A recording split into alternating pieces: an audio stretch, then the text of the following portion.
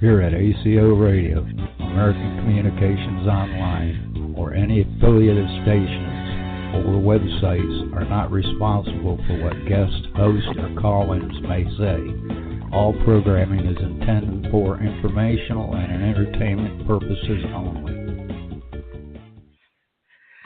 Hello, world. This is TJ Morris, also known as Teresa Jeanette Thurmond Morris, and I am your host as of June 6, 2012. I've been doing radio shows right here for oral reports and talking about various subjects, including art, culture, education, science, technology, engineering, folk life, ufology, astrology, alienology, cosmology, phenomenology, etymology, and the study of ancient wisdom and New Thought teachings. And today we're going to specialize in the ACO radio shows because we formed American Communications Online with those that speak English.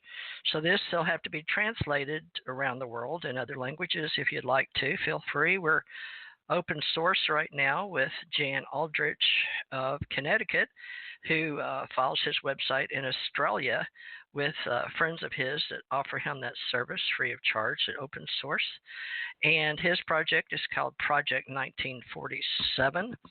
And he has joined me in the UFO Association that was started by me and Stanton T. Friedman a long, long time ago, and J. Allen Hynek, and Don Berliner was the one that sort of put us together without knowing it through NICAP, and Dr. Bruce Maccabee for the ACO, Alien Contact Organization, Department or Division, and we've been working with ACIR, Assured Confidential Investigative Reports, and Allied Command Intergalactic Relations. We also use that for American Communications Internet Radio now in the future. So we're really glad. So welcome aboard, all you ground troops spinning around smartly on the planet.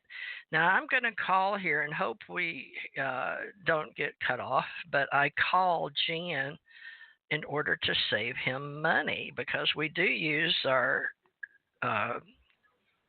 phones, and it's easier to call him from the studio direct to save him money so he can help form a narrative with me for our ACO Association, a part of UFO Association. So it's by invitation only, and here I go.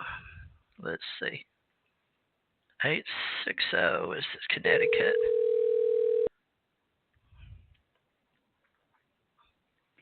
Agnes Wachowski, can I help you? Uh-oh, have the wrong number. Sorry, I'll... Okay, that's okay. Sorry. It popped up right when it said Jan sent you a message. Let me try one more time. 860. Okay. He doesn't mind me saying the area code for Connecticut, and he's very much out there. And more so now with me, I think, than he ever has been, though he's been on many news stations as a historian. 860. Somebody got some free advertising, didn't they? Let's try this one more time.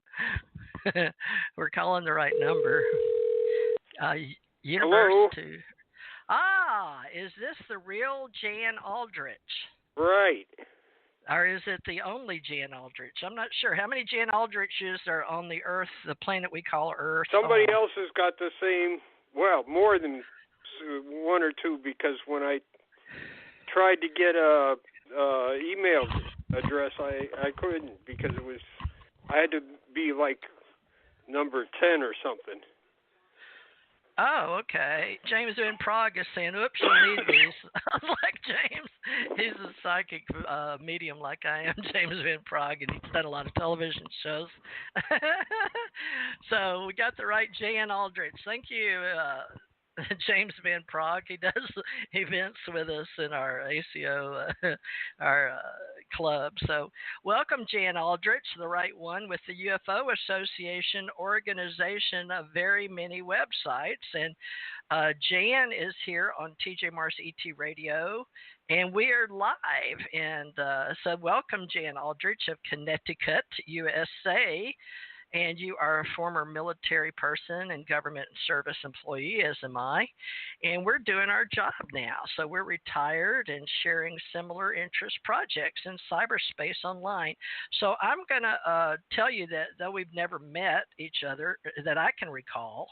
If we did, I don't remember, but that doesn't mean anything. With I'm in my twilight years. I'll be 28 on, I wish. No, I don't. 68, December 26th, the day after Christmas. But I'd like to say happy birthday real quick, Jan, to a friend of mine, Thomas Anthony Sinisi of New Jersey. He has moved to the Big Island of Hawaii, and he is now about my age. I think he's 1 year younger, or he may be just, I think he turned 68 when I turn. Wait, he turns 67 when I turned 68. Anyway, or he may be just turning 68, and then I turned 68. I'll have to get that correct. But that is, a lot of you guys in radio know him as Hawksblood, or Tommy Hawksblood. And Tommy Hawksblood in radio and television, and from Las Vegas when he did his magic shows and all of that Penn and Teller kind of stuff. And he worked with Janet Carroll Lesson and Dr. Alexander Sasha Lesson and some UFO events out in California. And he worked with me and some people in New York. And he's worked with me in radio now since 2012. So I just want to say happy birthday, Thomas Anthony Sinisi. Now, he works mainly with our UK group in the UFO Association under ACO Club, Alien Contact Organization Club, and works with Tina Bird. And she's been over there with many, many famous people, including Von Daniken, Eric Von Daniken, and had her picture made with many people recently, like Richard Dolan and Linda Moulton Howe, different people. So welcome to Tina Bird and all those listening with RJ Kellett, Russ Kellett, that just recently came on our show on Revolution.radio. And welcome anybody that works with Janet Carroll Lesson and the Anunnaki studies and books historically with our ACE Folklife Society, and Dr. Alexander Philip Sasha Lesson, PhD in anthropology, master's in psychology. Okay, I wanted to get all that out of the way, because I don't want to forget my friends. This is all about how to win friends and influence people in the UFO Association, and there's so many. Jan and I decided we better get together and talk, because we've got a lot of friends that have passed over. Now, Jan has worked recently, and that's why I got interested in him, over at the CUFOS labs, or CUFOS building or center, and he worked with Barry Greenwood, and Barry came on, very jovial guy. I liked him. We'll have him on later. But we're trying to get as much out of Jan right now, because he had it on his mind. He was doing scanning, and we've been covering this. This is our 9th week of thorough investigation with him. But before we started in this book, we had a talk with him and Barry at the Center for UFO Studies. Now, I usually ask Jan if there's something he wants to cover from the last week. So, Jan, now it is your turn to talk, because once you get started, it's hard to turn you off. And not that I would want to, because you said you could talk forever with the life you've got left. Jan had a bout with cancer, so he's been very nice to realize that he may be able to help us more orally than just collecting papers. So, Jan, where would you like to start today? Well, last time we were talking about some of these people that we're looking for. I didn't get into the 60s. There's still people from the 40s and 50s that, and one of the people I'd like to talk about is James Brewster. He worked for Republic Airlines, or not Republic. I'm sorry, Republic Aviation. It was not an airline. It was a an aviation company that built airplanes and such. For some reason, at the Pentagon, they liked Republic aviation. Going all the way back to the Ghost rockets,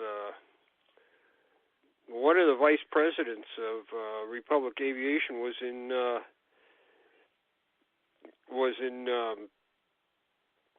Sweden, and he had a sighting of ghost rockets, and he went and visited the Pentagon, and he told them about it, and it was in one of the staff meetings that they normally have every week. All the high Air Force staff get together and they exchange information, and that was, as the vice president, a guy named Flickinger, who had the sighting in Scandinavia. It was early 1947. It was before Arnold. And it was discussed in a staff meeting at the Pentagon. Now, another employee of Republic Airlines was also known by Donald E. Keogh. This is pre-NICAP time. This is early in Keogh's career. So he was one of Keogh's informants. So Brewster went ahead and he would tell Keogh if he went over to the Pentagon what they discussed, especially on UFOs. In April, he wrote Keogh, and this is one of the few letters that survive. He wrote Keogh that he had been over to the CIA and tried to get them more interested in UFOs, and he thought he was succeeding. In 1951, people may recall the one of the UFO incidents there at Fort Monmouth, where there were UFO chase and radar case all put together, and the case was forwarded to right field. And at this time, it was Project Grudge, and they had considered that the UFO project had run its course, and they weren't going to really pay too much attention to it. They got the information over the wire and then by telephone, and they were just making jokes about it when they got it. And then there was some, it was supposed to be classified, but it somehow got out to the public. So that made the people in the Pentagon a little uneasy, and they told the people at Wright Field to send me 2 representatives down here to Washington. Have them go to Fort Monmouth first, though, and look into the information there, look into the sighting there. Well, somebody else went to Fort Monmouth, too. It was James Brewster from the Republic Airlines. Now, we don't know if he went to the Pentagon also, but Ruppelt thinks he did. And other people think he did. Like I said, he used to let Keogh know what was going on. Here is the problem with Keogh, though. He was too smart for his own good. He had what people used to call photographic memory. I think they call it eidetic memory. He didn't make notes or things like that, or if he got letters and stuff like that, he remembered what was in them, and then he'd just pass them on to his editors at True Magazine. He wrote a number of articles for True Magazine. And so True Magazine threw out their UFO files in about 1955. So all the things that Keogh had, or many of the things that Keogh had, were missing because he could remember them up in his mind, and he didn't feel like he had to keep them, so he passed them on to True. It's unfortunate. However, this is one of the ways we know about Brewster. Now, Brewster had been in the investigation with another organization in the Air Force of the Monmouth case, the Office of Special Investigations. So here's this guy.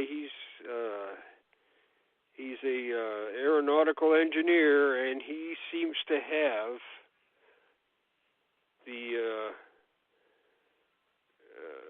privilege of going wherever he wants to where there's a UFO sighting and sticking his nose in.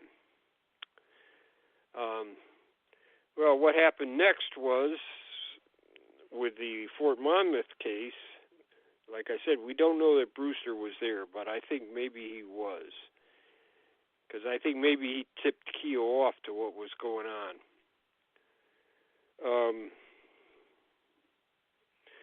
The guy that was running the UFO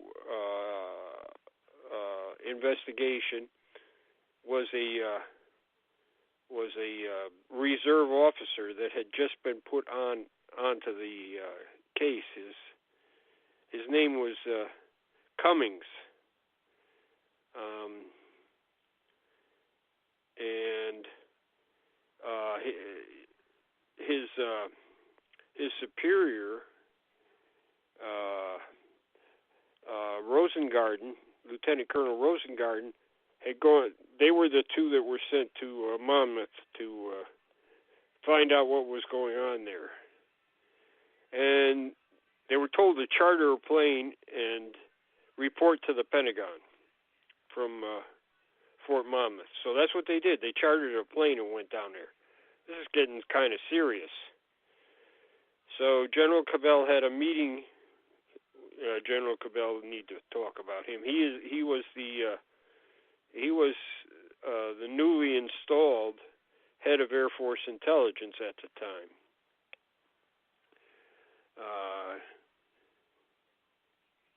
He would later go on to the CIA. In any case, he held a meeting with his staff, and he said, "This case has been very slipshod. What's going on here? Can somebody tell me what's happening?" And Rosengarten and Cummings looked at each other, and Cummings you could tell that he wanted to say something, and Rosengarten shook his head so that he could, let him go. Go ahead, say it. And Cummings told Cabell, he said, "There is no UFO investigation. It's slipshod. We don't have enough people. Nobody takes it serious." And then after hearing this from Cummings, it's pretty brave because he's only a lieutenant. Although he knows he's going to college, so he'll be released from the Air Force very soon. They're going to send him to college so he can become an aeronautical engineer. So Cabell blew his stack. This is a 2-star general telling his staff, he says, "I've been lied to. I've been lied to. I want absolute objectivity. This is not what I asked for. I want this investigation to be absolutely up and up."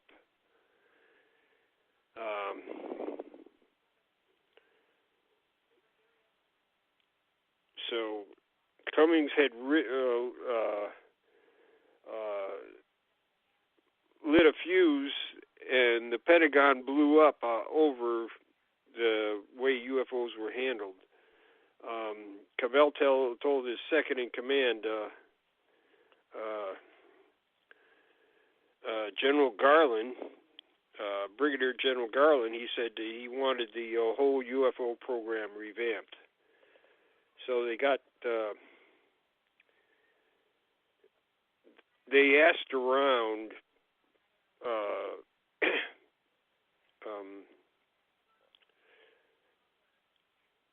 right field looking for people. They decided for some reason that they would not get the people that were careerists. They would use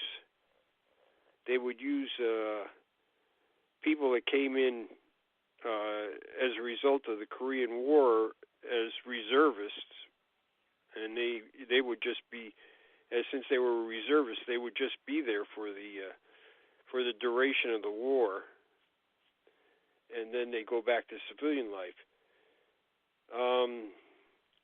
There were several people that were picked before Edward Ruppelt. One was Lieutenant Charles Brown. He was an OSI agent. Normally, after the Second World War, a lot of these guys were discharged. They decided to keep him on because not only was he a good investigative agent, he was also a pilot. So he had more than one skill set. He said he didn't want to leave OSI. He felt that he owed OSI a debt because they kept him on in the Army where they had discharged a number of other people, and so he felt like his loyalty was with the OSI. So they looked for a number of other people. They came up with a guy named Messenger and then Ruppelt, and Ruppelt kind of won out because the other lieutenant was reassigned. Ruppelt had a real good record. He had been a former enlisted man. They call that a Mustang. He got to be a lieutenant by officer training. He didn't get it through the academy or through ROTC. And he had just graduated. He was an aeronautical engineer. The other virtue he had, he could type. And right field was always short of people that could do admin work like typing. So that probably sealed his fate as being the head of Project Blue Book. Now, he's a young lieutenant. He's just been a lieutenant for a very few months. He's just got to right field, and he's still learning his job. He doesn't even have a top secret clearance yet. He won't get one until into 52.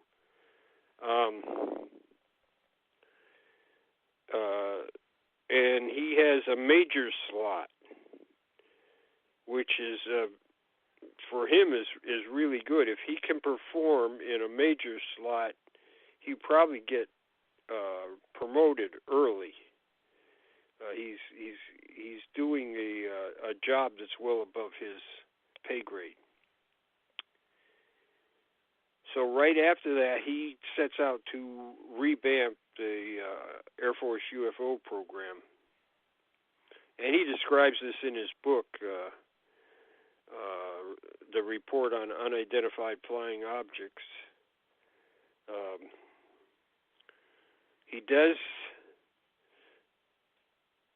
They do give him several lieutenants and some enlisted and some civilian admin people. Project Blue Book is about has as many personnel as it's ever going to have right then. They have He has 6 lieutenants, an enlisted man, and two civilian clerks. So he's in pretty good shape. Most of the other Project Blue Book officers may have another officer and an NCO, but and maybe some clerical help. But Ruppelt's got more than anybody else has had since Project Sign, which had almost 200 people working for it at one time. So he starts to revamp the UFO project and submits budgets and all the other things that you have to do to get it going again. And he's like I said, he's considered since he's a reserve officer, and everybody that works for him is a reserve officer, and the Pentagon monitor in the Pentagon is also a reserve officer. So all the people in the original Project Blue Book are reserve officers. They're not career officers. Don't you think that's odd? That is odd. Always... That's why I'm trying to point it out. Yeah. Well, I was a reserve officer too, so I didn't understand when they brought me back in from Africa, and they escorted me down to the goat locker in the Houston government building, and they had these men in black suits as usual, but they all had me take the U.S. Treasury test and the DLAB, Defense Language Aptitude Battery, and the Navy. But the men were really tall, like over 6 feet, like 6'7", and they actually, when they picked me up from Africa, they they escorted me first class and pointed out stars to me, some kind of cross in the stars, and took me and showed me the gold mines in Africa, and I had to go to the CIA office in Africa. Anyway, I don't know who they were, but they wound up being all the government agencies with ACIR. But when they finally wanted me in uniform, and I would wear all of them, they said it was a brand new program. I don't know, but that's what I was told. I'm like, okay, I was just a dumbass investigator from '67, the kid that husband got picked by Chris Kraft to work at NASA. I didn't know what was going on. I was having fun. But the men in black came in and escorted me and my husband. At the time, we were just teenagers in high school, out of a movie house in Houston. I think it was Windsor Theater then, because we went to see later 2001 Space Odyssey with a lot of people like Ken Johnston at NASA and his cousin. And anyway, his family lived down there where I did in NASA area. But he was actually officer, Ken R. Johnston, but over here in Pensacola, where I live now. And he went to school here, and he went through flight training, and he was a pilot. But later on in life, we crossed again. But why? But now he didn't work inside this group like I did, ACIR or UFO Association or whatever you want to call it, CUFOS or NICAP or CSI. But you did. Now you weren't a reservist like me. So how did you wind up being? Well, I was full-time, carried a green card, if you know what that means, but for several years. But I was an investigator plain clothes, and then they put me through active duty and carried a green card. But still, they always told me I was in a different program. And then the second time they brought me in as a rehire 4x10, they made me a Sea Air Mariner. Sam called me a Sam. But did how did you get into this if you weren't like, I was a reservist? How did you get in as active duty? Well, I didn't have any, in the military, I didn't have anything to do with UFOs. Well, I didn't either, but I did as a, they took me to meet Stanton Friedman in '76 maybe, when they had me meet Jesse Marcel, of the Roswell UFO. They were wanting me to find out if he hid some of the spacecraft, the UFO, in his backyard in Louisiana. And I was from Louisiana and had that accent, I guess. But they had it all rigged up with friends of mine in Louisiana. And then was it Don Berlin or was it, who was it that got Stanton with on the Jesse Marcel case? Do you remember? It was Are Don you that Berlin. old? It was Don Berlin. Holy crap. This is spooky because Berliner and Berlitz. And yeah, Berliner Don didn't get credit for the work that he did. Yeah, you're right. Oh my God! So you were around. So I was around. I knew it. what's going on here. You so, did, yeah. But why didn't you know who I was? They kept me black ops. So they wouldn't let anybody use like my I said, name. I was overseas for.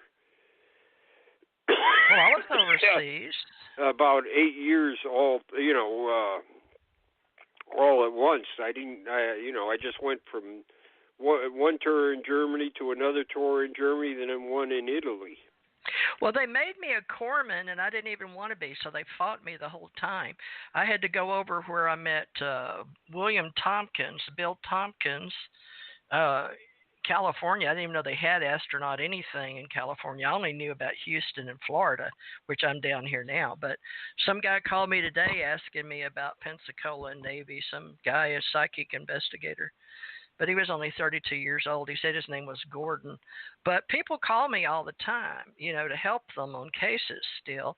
But I don't understand. Maybe you can help me, Jan, because I'm still trying to put all the players together. But remember, they didn't tell us who each other was. They'd just give me a number and tell me to call a phone number.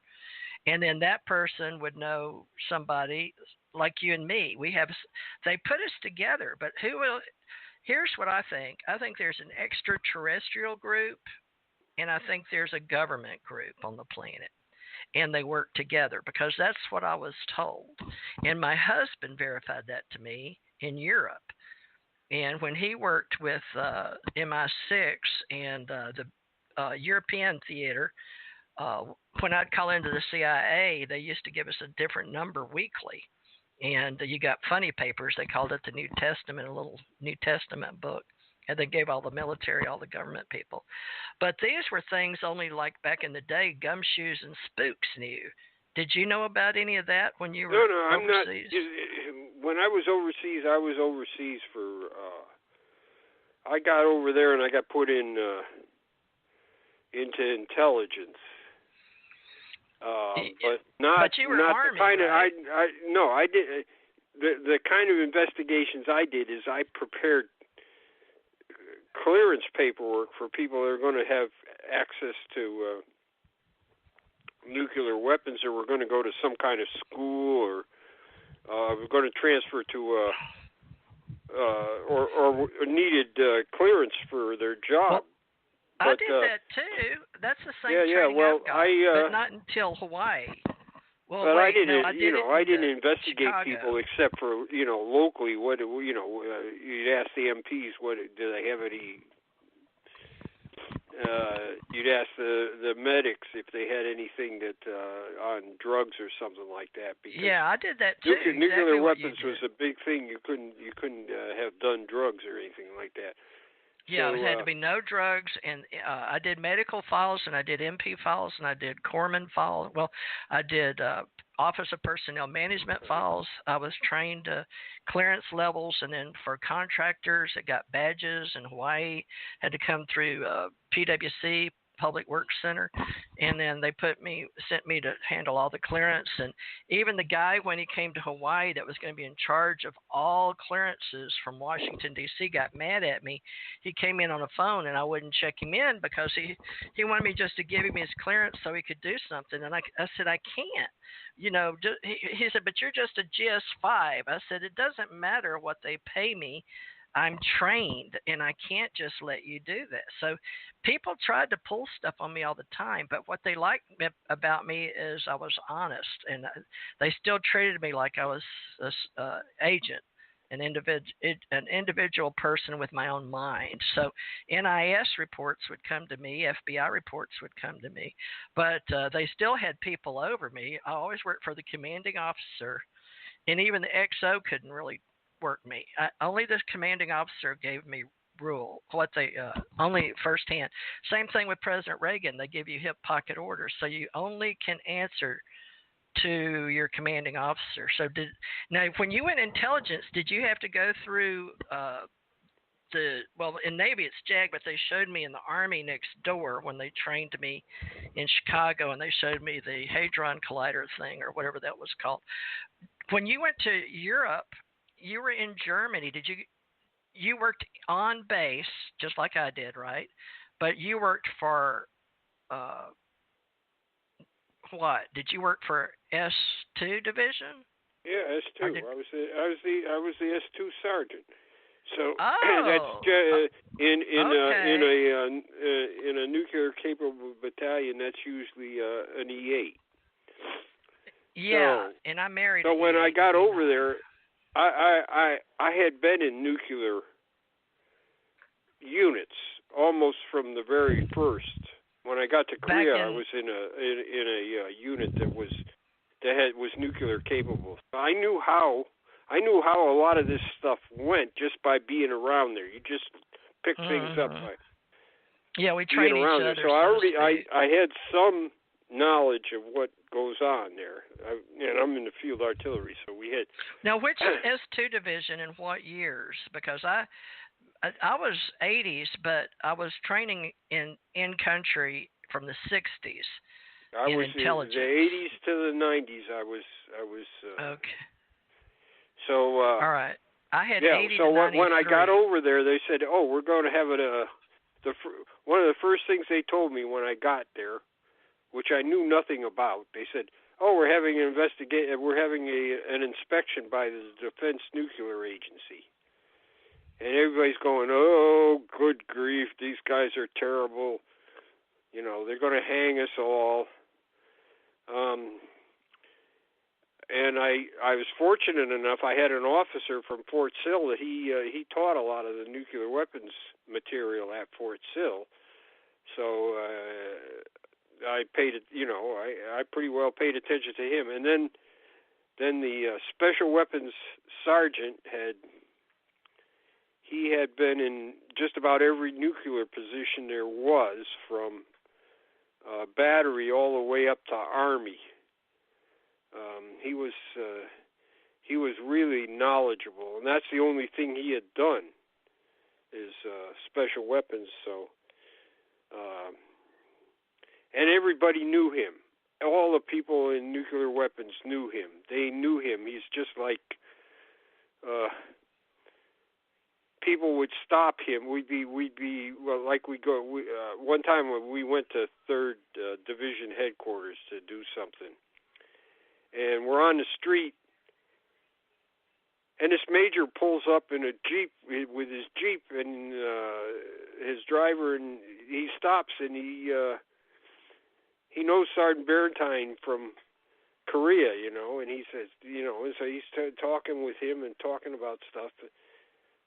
He was like well respected. Everybody knew him. So I was fortunate enough to have him. We were able to navigate that inspection and did better than we should have. They tell you when they have their in-briefing, they said there are only 2 ratings here. There's no excellent or outstanding. It's satisfactory or unsatisfactory. Unsatisfactory means that you can't do your mission. Okay, so I'm hearing all this scare talk and everything, and I made my nuclear weapons roster, who's in what position and things like that. I misspelled the guy's last name. Said you can't have a mistake like that. It's absolutely not allowed. You can't do that. Everything's got to be perfect. Perfect.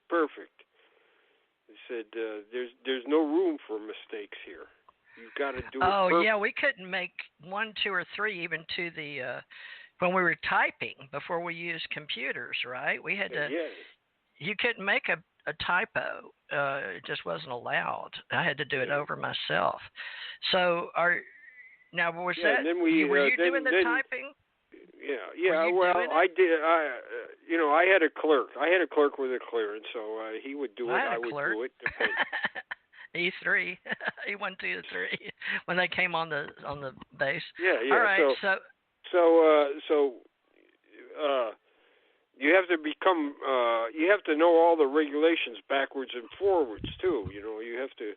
Yeah. Study So, those. I had to. Yeah, you have to study all the nuclear weapons God. regulations and know them backwards and forwards. So this is my first inspection. So now the main now guy, when they left, his name? when the Defense Nuclear Agency left, and what we had is we had an Air Force colonel, full bull, and a Navy commander, and an Army warrant officer, and of course these guys all knew Sergeant Barentine, so I was able to. He was kind of a shield. He was kind of a shield because I was just learning. I remember that name. Wasn't he like?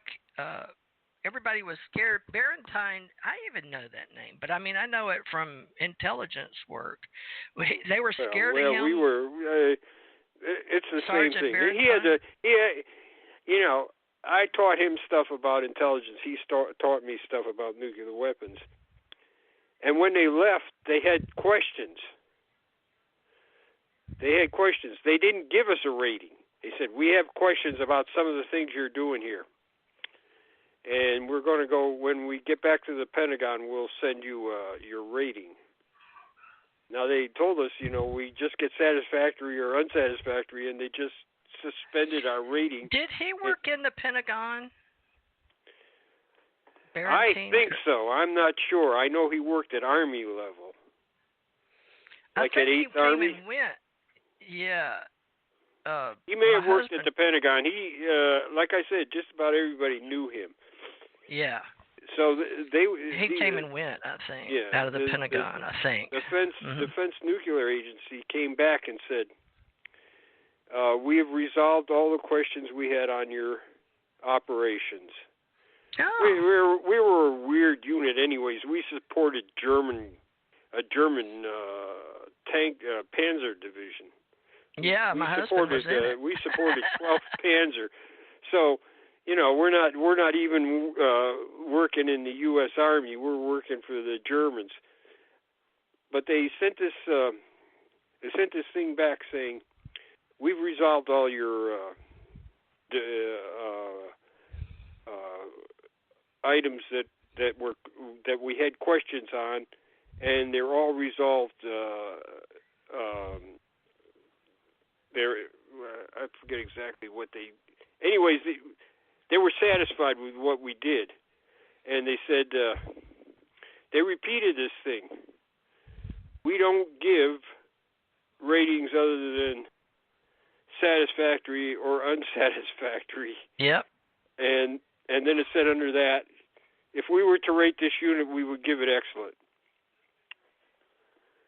So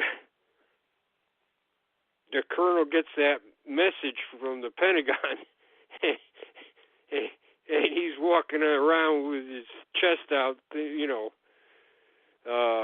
because this is the highest unit that inspects nuclear weapons units. You get one from your local, like from Corps or Army maybe, but this is from the Pentagon. It was really good. So, he. And I don't know what I'm doing yet. And so they say, okay, we're going to give you a medal. And I said, no, I don't need a medal. I said, I don't even know what I'm doing. Do you know thing why, I need. You know, and Valentine's got, you know, he's got like 3 MSMs and a whole bunch of Army Commendation medals, and I'm saying, yeah, says he says, I don't want another one. I got enough. Oh, that's what my husband used to tell me. He didn't need he was like a really good hero too. Well, Charles Berlitz, real quick before we pass all this up, here in Florida, some people that liked him wanted me helping him before he died, but I didn't have time. I mean, I did and I didn't. I had family issues, but here in Florida. But he finally died. But Charles Berlitz, he did the Roswell incident. That's who you're right. In the Philadelphia experiment and Without a Trace, the Dragon's Triangle.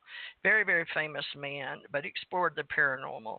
But he died December 18th, but I don't remember what year. Was it 2003? Do you remember Charles Berlitz? I can't tell you that, no. I think it was in the New York Times. He was born 1913, so at least we got his name in here. So can we give him an honorable mention or something in our book? Because he spent 26 years in the Army intelligence.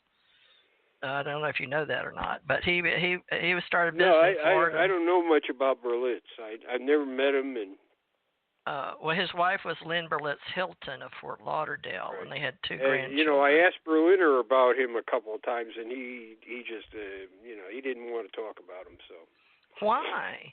I don't know. So they were leaving him out because he was famous. I think they were a little jealous of him because of the Roswell incident. And then I wrote Roswell UFO Encounters. But anyway, they liked him a lot because he wrote books, but he also explored the paranormal for the government as an intelligence officer. And he wrote a bestseller. I think it was Bermuda Triangle, wasn't it? Bermuda Triangle. He made it very famous. Paranormal. He was really good. I was supposed to sort of follow his lead and help people in etymology and in paranormal. I guess you and I are doing that now, right? We're going to be authors of the paranormal. Well, yeah. I don't know is that where you are? You think it's real, and I think it's real because we lived it. But mention Berliner again in this part of your book, because I call it a book. Or you had Berliner, Berlitz, and who else did you say that helped Stanton Friedman? These are names people may know or want to know what we know about them. Well, it was William Moore. William Moore too. Now, Moore and Berlitz was I think the titles. They brought Berlitz in.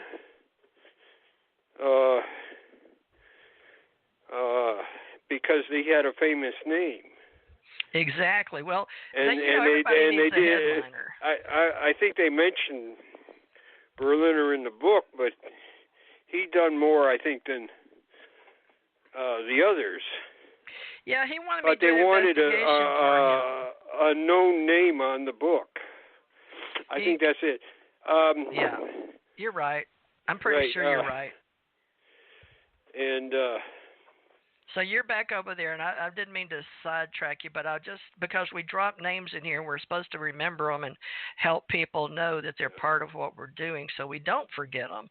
But he died, he was 90, and he's the author of The Paranormal. In 2003, I think he was covered in the New York Times, folks, until we can get his name written in our books that we're writing for historical purposes. But we got to go back and do all this from memory, and he's got so much paperwork in front of him, Jan does. We're just now getting his information down, much less anybody else's. But at least we're dropping names intentionally, folks, in our UFO Association, just so we can try to come back and at least maybe cut and paste a page of memory for them. We're trying to at least do a who's who. So you'll see Charles Berlitz was 90 and an author, and then Don Berliner, he's Berliner, and Stanton Friedman, and then you mentioned Bill Moore. And now that's the name that a lot of people, it starts becoming famous in I don't know if you'd say documentaries in the UFO business, like the Blue Book. But Bill Moore, right, tell me what you know about him, because he brought all that aviary stuff that a lot of people think the bluebirds, aviary, and all that. They started doing code names, Falcon, and whatever else it was. But that's the one you're talking about, right? Right. That's the Moore I'm talking about. Yep. All right. Now, do you know any? Is his first name William, but it was Bill Moore? And was he a Mormon, or was he? Him Bill Moore. He was. He went to all the conferences, and he always knew all this stuff about Roswell and what was coming out on MJ12. He was the conduit for all this stuff. Yeah, he co-authored with Charles Berlitz. He was kind of like the Roswell Authority. He's really old now. Is he still alive? He's like 70. Yes, he's in Pennsylvania. I talked to one of his friends. Yeah, he's in Pennsylvania, and he hasn't talked about this for a while. I talked to one of his friends, and his friend said, "Well, I think he's going to talk about his history here coming up. He hasn't." Because he went to, I think it was the Las Vegas conference for MUFON, and then and he said, "Hey, everything I've done is disinformation. I'm a unpaid disinformation officer for the government." And I know he came clean. That pretty well put him on the slides with ufology. It puts him in. He did try to recover for a while. He continued putting out his journal for a while, but he finally just more or less slid into oblivion. Yeah, but he is in the Wikipedia, born October 31st on Halloween. So he was born to spook people, or to be a character, or to be in Comic-Con. Yeah, I don't believe he was a unpaid government disinformation agency. I don't believe that. Well, he was an author, and he was a UFO researcher, prominent 70s to late 80s. Now, he did co-author 2 books with Charles Berlitz, the famous author, Bermuda Triangle, and because paranormal was not that big. I mean, we had science fiction, but we were trying to go into reality, bring it into the paranormal desk, the Roswell incident. So at least he got that going. Now, as far as him being a disinformation agent, I know that him and William Doty, Rick Doty, right? Richard Doty. Now, you know anything about Richard Doty in the Air Force? Rick Doty? Air Force. He was an OSI agent. Yeah, what do you know about him? Because he goes with William Moore. Yeah. Well, they were thicker than thieves. Thicker than you and me. They were Doty and Moore were together on this, a lot of the business with this thing. So he's. Well, they ever say about the Men in Black, or who was over them in the intelligence world, because they were working national. Doty was in the. He had been all over He'd been to several. He had 20 years in the military, probably more.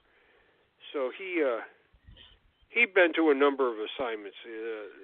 The big one was the 17th. District when he was in New Mexico. He and Moore were, in the same place at. They were located. There. Really? Yeah, location. Doty rotated around. He was in Germany when he got out. Oh, who was in Germany? William Moore or Richard Doty? Moore was never in the military. It's Doty. Oh. No. Oh, okay. Moore is not in the. So how did Richard Doty meet Bill Moore then in the aviary? So Bill was never in the military.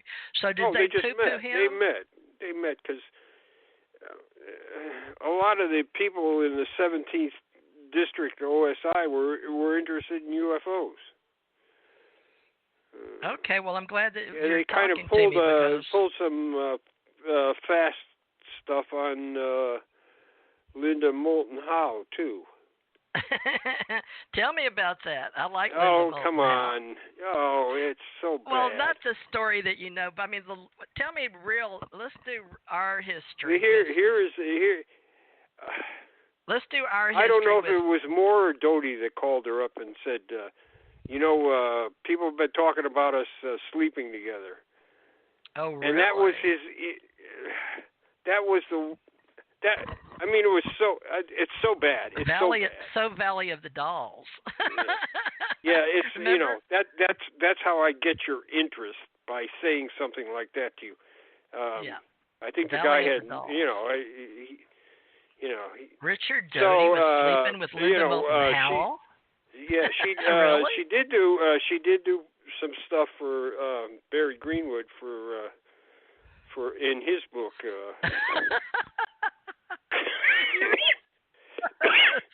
You realize you just put Barry Greenwood and the Linda Moulton Howe right after you said that. Well, yeah. Rick, All I can say is I think these guys are pretty. They're pretty underhanded. Let's put it that way. Well, you don't think people are talking about me and you sleeping together, do you? No, I don't think so. At our age. Me, although she's older than me. I got right? That's what's funny about Facebook. I think all these people think that they can meet some old guy and he'll pop off in a few years and they'll inherit. Well, yeah. If it's me, you're unlucky because I don't have anything. I don't have anything to inherit. I have no money, doing this out of love. I have no money there's either. no such thing. Yeah. Well, now she was born. Harold Fulton in New Zealand, he did meet a Filipino gal and married her, and I think she was the genuine article. And when Fulton died, she looked around New Zealand to find somebody else that was big in UFOs, and called Murray Bott, and he said, my husband told me I need to give this to somebody that's serious in UFOs, and can you come down here and pick it up? And that's what Murray did. He went down there and drove his car, and he said he probably couldn't get anything else in his car. Fulton had so much stuff. Wow. Was that out of Albuquerque where Linda lives? What's that? No, What New you're talking Zealand. about the data. In New Zealand. Lord, This Harold Fulton was in New Zealand, but he had married a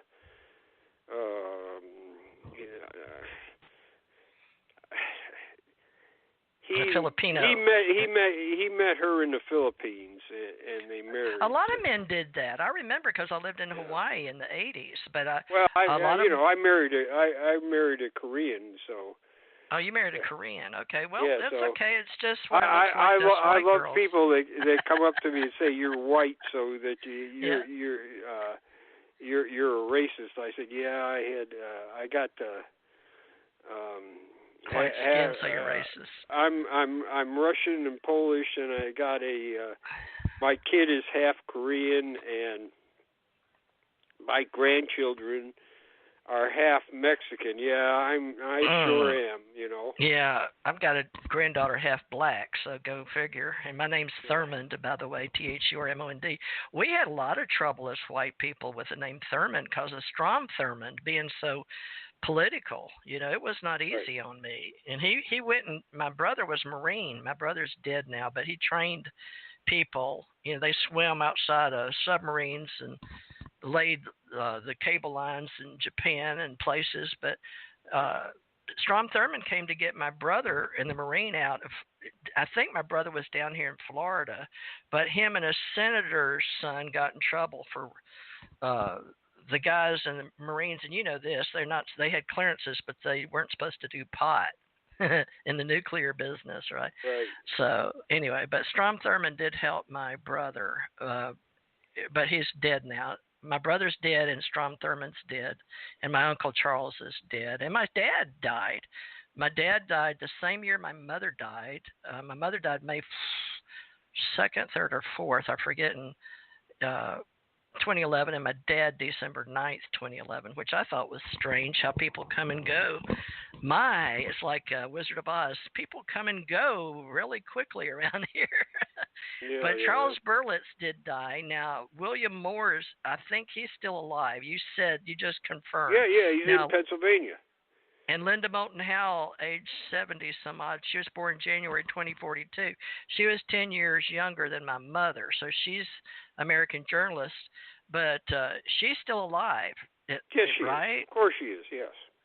2019. How old is she if she was born 42? 77? That's what it says here on something. I don't know.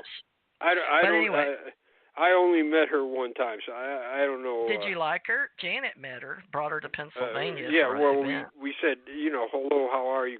Nice to meet you, and that was the whole conversation. Well, how tall are you? Are you short or tall? I wasn't 6 foot. I was 5'11". Wow, of course, me too. Now I'm going in the other direction. So. Yeah, me too. I'm shrinking. Did you know Boyd Bushman, the old man, Boyd Bushman, or not? No, I didn't. Okay, I can't remember if I met him or not, but it seemed like he did Area 51. Was he? Do you know any? I shouldn't bring up all these people, but he was born in 36. But folks, these are some of the people that are in the UFO business that were in our UFO association. But he died in Tucson, Arizona in 2014. But I'm pretty sure that he and I talked somewhere, but I don't remember where. But I think it was over Grays, and he was born in 36 in Globe, Arizona, but he died in Tucson. But anyway, but he was talking to me. It seemed like there were several people. We had different groups, 5 or 6 hush-hush teams here and there.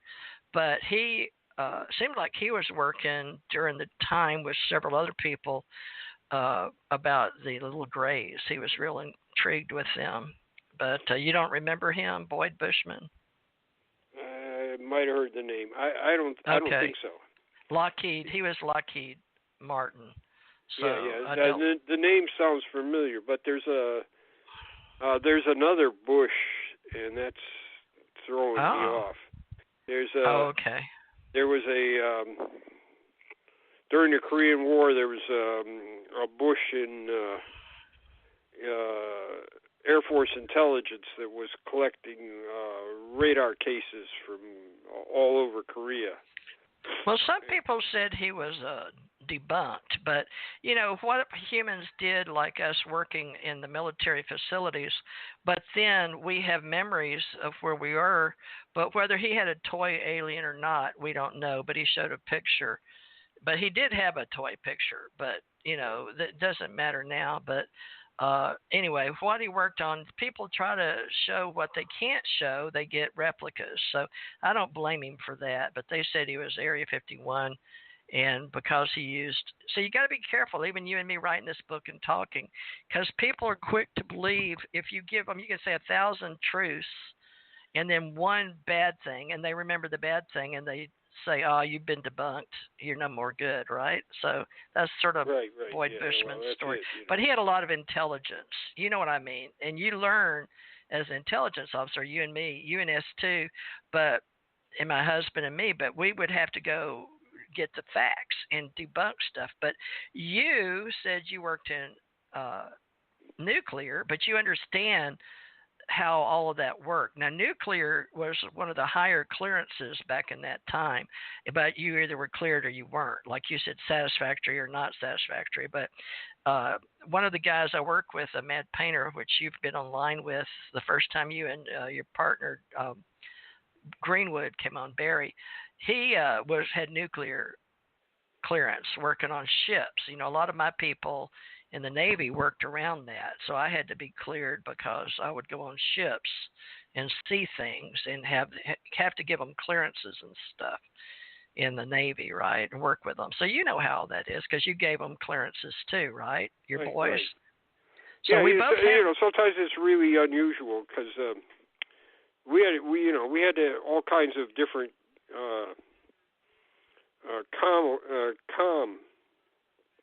com stuff, communication stuff. Yeah, for nuclear. You have stuff that's just for nuclear stuff. Nuclear only, yeah. Yeah. But this was way before we got involved with big computers.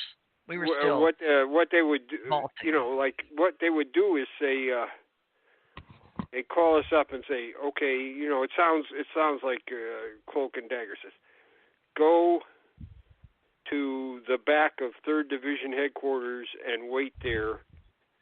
And so we're over there. There's about 5 or 6 guys from other battalions there that are, my peers and everything. Right. Here comes this German laundry vehicle.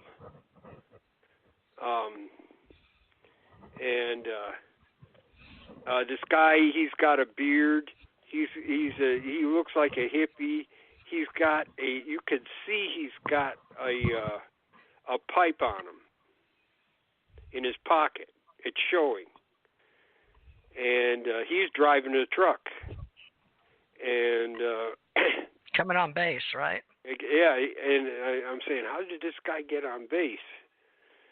And he opens up, and there's all kinds of laundry there. You can't see into the truck because there's all as you open the door, there's all kinds of laundry. They push the laundry aside, and here's this young gal, and she's barefoot.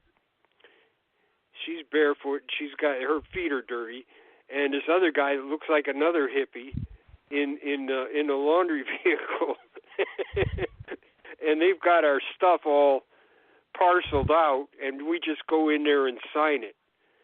And I said, do you guys get in any trouble with this thing? He says, no. He says, we just blend in. We blend in, and nobody bothers us. They don't know what we're doing. They just think we're a laundry truck. Right.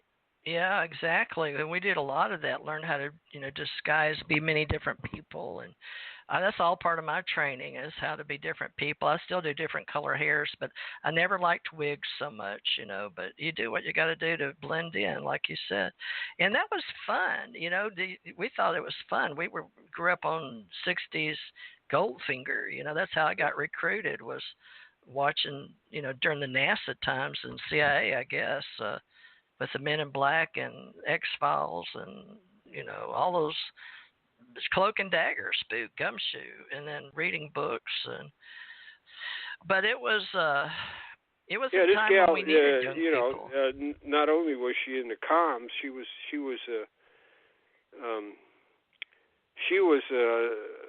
an investigator too. So yeah, that's what I was. Yeah, so I was called a legal investigator. We're out in the field, and I hadn't got my my final top secret yet. They were still working on it, and I hadn't had my investigation yet. And you didn't have your you had to have your national agency check to be. Yeah, I had a secret clearance. I didn't have a top secret clearance. Okay, TS. Yeah, so I'm out. We're out on a field problem. And here comes this gal that was barefoot and looked like a hippie before, and there she is. She's got all her gear on and her rifle and everything, and she said, "I'm here to give you to go through your investigation with you." She comes out to the field. We were in the field. She says, "We got to go someplace where we can talk." And that's she was kind of a really interesting person.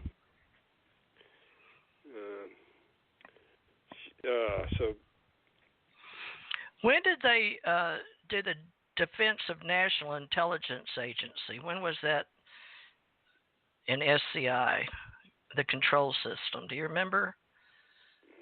Well, SCI it's a CIA thing. CIA controls all that stuff. Well, I remember CIGIN. The PRP, which is what I was in. There's other nuclear systems besides the one I was in. I was in the PRP.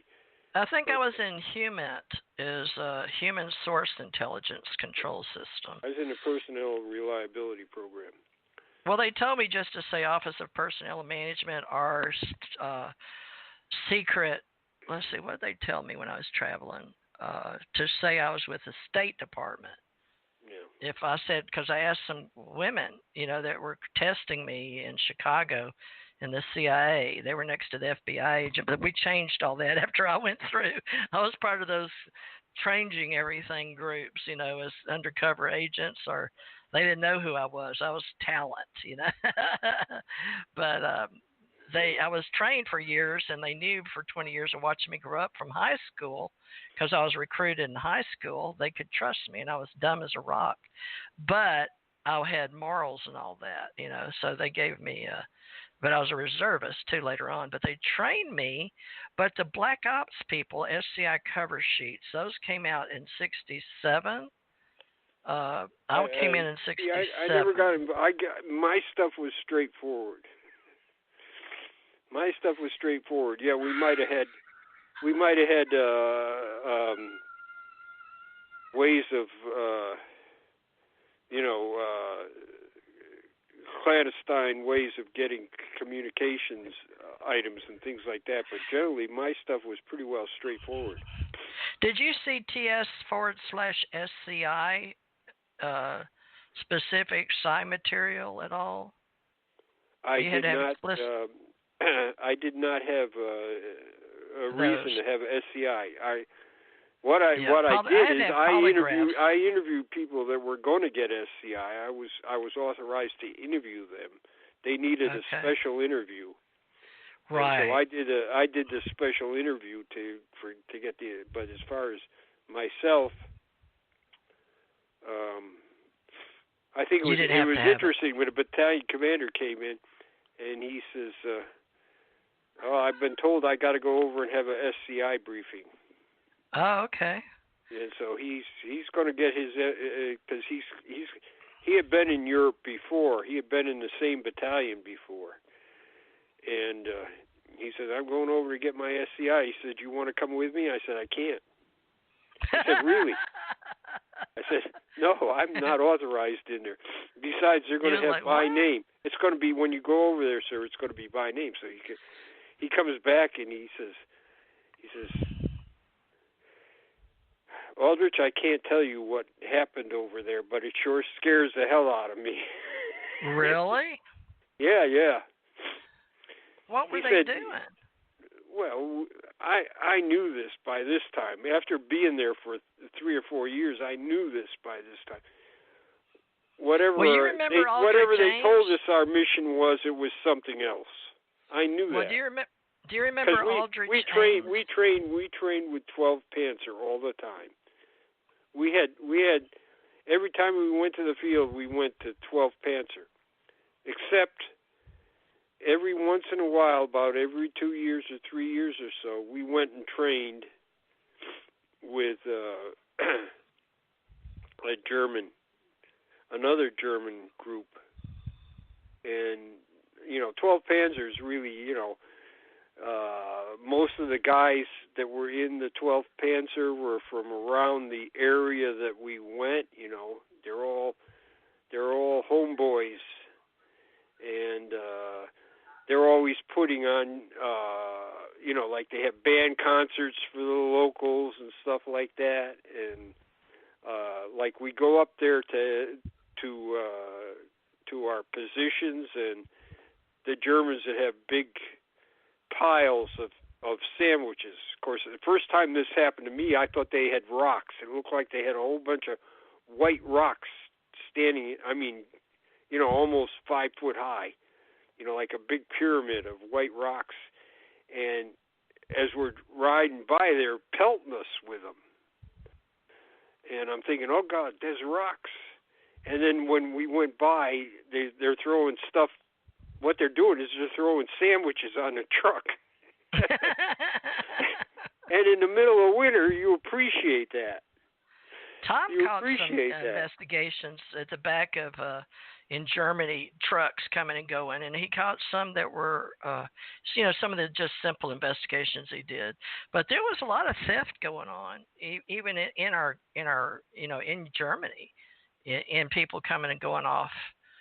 Well, they found they found this truck close to our headquarters, the Corps headquarters, and it had caught on fire. It was just it wasn't the. Was that the one taking steaks out of the back of the? Do you remember? No. About? It's nothing to do with something like that. This is. Oh. No, this is like a Eland. This truck is full of Eland equipment. They had these. You could go all over Europe. See, what you did is you sealed the truck from, even if it was from a communist country, you seal the truck, and then you can go anywhere in Europe. And when you get to your destination, they cut the seal and inspect it. Yeah, that's what I did for 8 or 9 years around the USA. This was a Czechoslovakian truck, and they had just left it.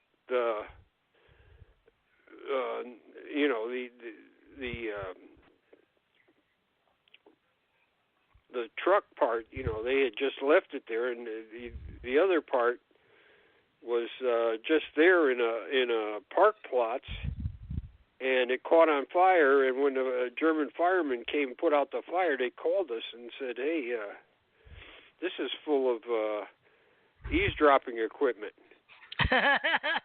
And so they had all the people go out there, and they were trying to capture each keystroke that we did on a computer or something. Yeah, I mean, that was really a big time. It was really something. So that's the I knew all about that stuff back then. Me and my husband both did, but right. that was important back then. We put it in buildings. Yeah, they put it in our one of the jokes, and it wasn't a joke. It was real because I worked with some of the Marines and stuff. Even in Hawaii, they were still talking about how the Russians in the embassy, before we even got them built, they had them in the bricks. I had to go learn about all that and how they'd put it even in the ceramics. We found wires and ceramics. I couldn't believe all the stuff I got to know. I've forgotten more than I'll ever know, but it comes and goes so fast on investigations. They had it. You just do so much you don't even care, But that was the whole thing. When I was over there, the Bader Meinhof gang was still active. Yeah, that was the train station group, right? Yeah, they killed some GIs. Bonhoff was train station, but yeah, that was a big group. You were Bader Meinhof, so they had tried to plant bombs around. They were anti American, and of course they were they were against the German government too. So yeah. When we first got over there, they were still kind of active, but they until we went into Iraq, they started becoming quiet. They were getting older, and they weren't as good as they. Tom worked in Iraq for but when the General Iraqi Saint. War started, they started up again. Were you they in started the? up Did again, you but get to go over? They caught a lot of them. You talked about that Panzer Division. Tom had to work with all of them too, but General Saint was Army. Do you remember General Saint? Do you remember Crosby Saint? Do you remember what was that famous Schwarzkopf? Schwarzenegger? No, I didn't work with those guys. Schwarzkopf. Yeah, and then Colin Powell. Well, Tom worked with direct Schwarzkopf, Powell. My battalion commander was he had done a special mission for Colin Powell. So Colin Powell would send him material to look at, and then he'd come to the S2 and he had to destroy it himself. Yeah. So we went in there and watched him. He said, "You can't read any of this stuff. Of course, you can't avoid reading it half the time, but he said you can't read it." He says, "But I have to sit, put it through the shredder here, and you guys got to sign that." So Barentine and I used to sign off that he destroyed it. Yeah. Well, Tom did that, and y'all were over there the same time. He was there 80 to 93 in Germany, in Stuttgart, all of them over there. And he worked with that Panzer division like you did. And I guess he was in the 7th or 8th division, I forget. But he was in the tank division. But that was he trained in that and drove. He got a trophy thing or a plaque they gave him for drawing. He was a good artist, so he made when it was classified, he would draw it out the different tanks. But when they had some of the tanks, he went over there and got some. They just left, the Russians, and they drove them back over. But he got to work behind the line with Colin Powell. Colin Powell didn't believe we were behind the lines over in Kuwait, and he didn't believe Saddam Hussein. That Tom, his group were trained, and they went over the wall and got the bust of Saddam Hussein, and my husband did. They dressed up in those dresses, whatever they're called, and used coconut oil and stuff. But he went over and got the bust, and it had a jewel in the bottom of it, a big ruby type thing. And Tom gave it to Colin Powell. But Tom said by the time they got it back, they think Colin Powell took it because somehow it got back to Tom that the jewel was missing. So I don't know if Colin Powell personally got it. What are those called, spoils? Yeah, I don't know anything about that. You don't? I that was pretty cool. I wasn't over there. I wasn't either. I just know the story. Right. But going over there, but Saddam Hussein was he was alive when you were there, right? Right. Yeah, we had to plan. We got word that they were going to try terrorist acts in Germany, and we had to figure out how to protect the compound. How to protect the. Which one were you on? Sure. Oh, don't. I can't. You know what? I can't remember. I was in Augsburg, and before that, I was in Wertheim.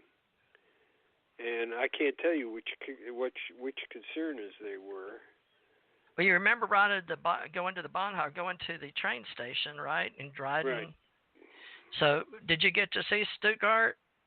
You went to City. Yeah, I went to Stuttgart. I was in Stuttgart. Okay, and then do you remember Cooperstrasse, Germany? No. No. All right, Baumholder, Germany. There's a lot of Baumholder. Yeah, I was at Baumholder once. What about Grafenwehr? Oh yeah, all the time. Okay, so those are we some went. of the places. We went about every 3 months to Grafenwehr. What do you know? Yeah, Tom did too. But Yeah. didn't you work artillery division? Yeah, artillery. My husband battalion, did too. Yeah. So I think y'all were in the same battalion, and he was in and out of S2 from 80 to 93. But so you don't remember what year you were in S2? Was there a girl? Yeah, I was there from 84 till 92, and then I went to Italy after that. Okay, well, you were crossing paths. You might not have known Tom. You know how you can be in the same base and all that. But I did. I don't. Yeah. In S2. If he was in another division, I don't think I ever ran into him. Do you remember a woman attorney working in S2? No, I didn't. A lieutenant? Okay. Well, he did. I was just wondering because I could have put y'all in the same location. But okay. Oh well. Well, no, the thing is, we were under 7th Corps, and when 7th Corps went to Iraq, we came under 5th Corps, and they did things a lot different than we did things. Operation Desert Storm. That's what I was in, and you were in. We can wear that, but I don't. We were. I can't. You know, I don't even think I got paperwork for it. I didn't. So huh? I mean, we got the little ribbon. So when one other thing about Sergeant Barentine, this is years later after that inspection. This is like, I want to say it was. Was it during Operation Desert Storm? No, this is afterwards. This is a Sergeant Barentine story again. Okay. So this is years afterwards, just before he's going to rotate. I think he extended over there, so he was there. Yeah, he was like me. He extended over there. So. Yeah, but that was hard to do. You got to extend more than 13. You could extend, what, 24 months? I extended for another tour. But didn't you have to come back to Fort Hood or somewhere? No, I didn't. How did you get to do that? Because when Reagan put all the soldiers over there, he let people extend if they wanted to, because they needed them in Europe. So you got to extend. We here comes the Defense Nuclear Agency again. People and they sent a letter, and they said specifically that they wanted to review nuclear publications that had been out for a while to see which ones could be improved or deleted. And they asked for Sergeant Barentine. And so, well, that makes sense to me. I mean, if there's anybody that knows about it, especially in the field, it's him. So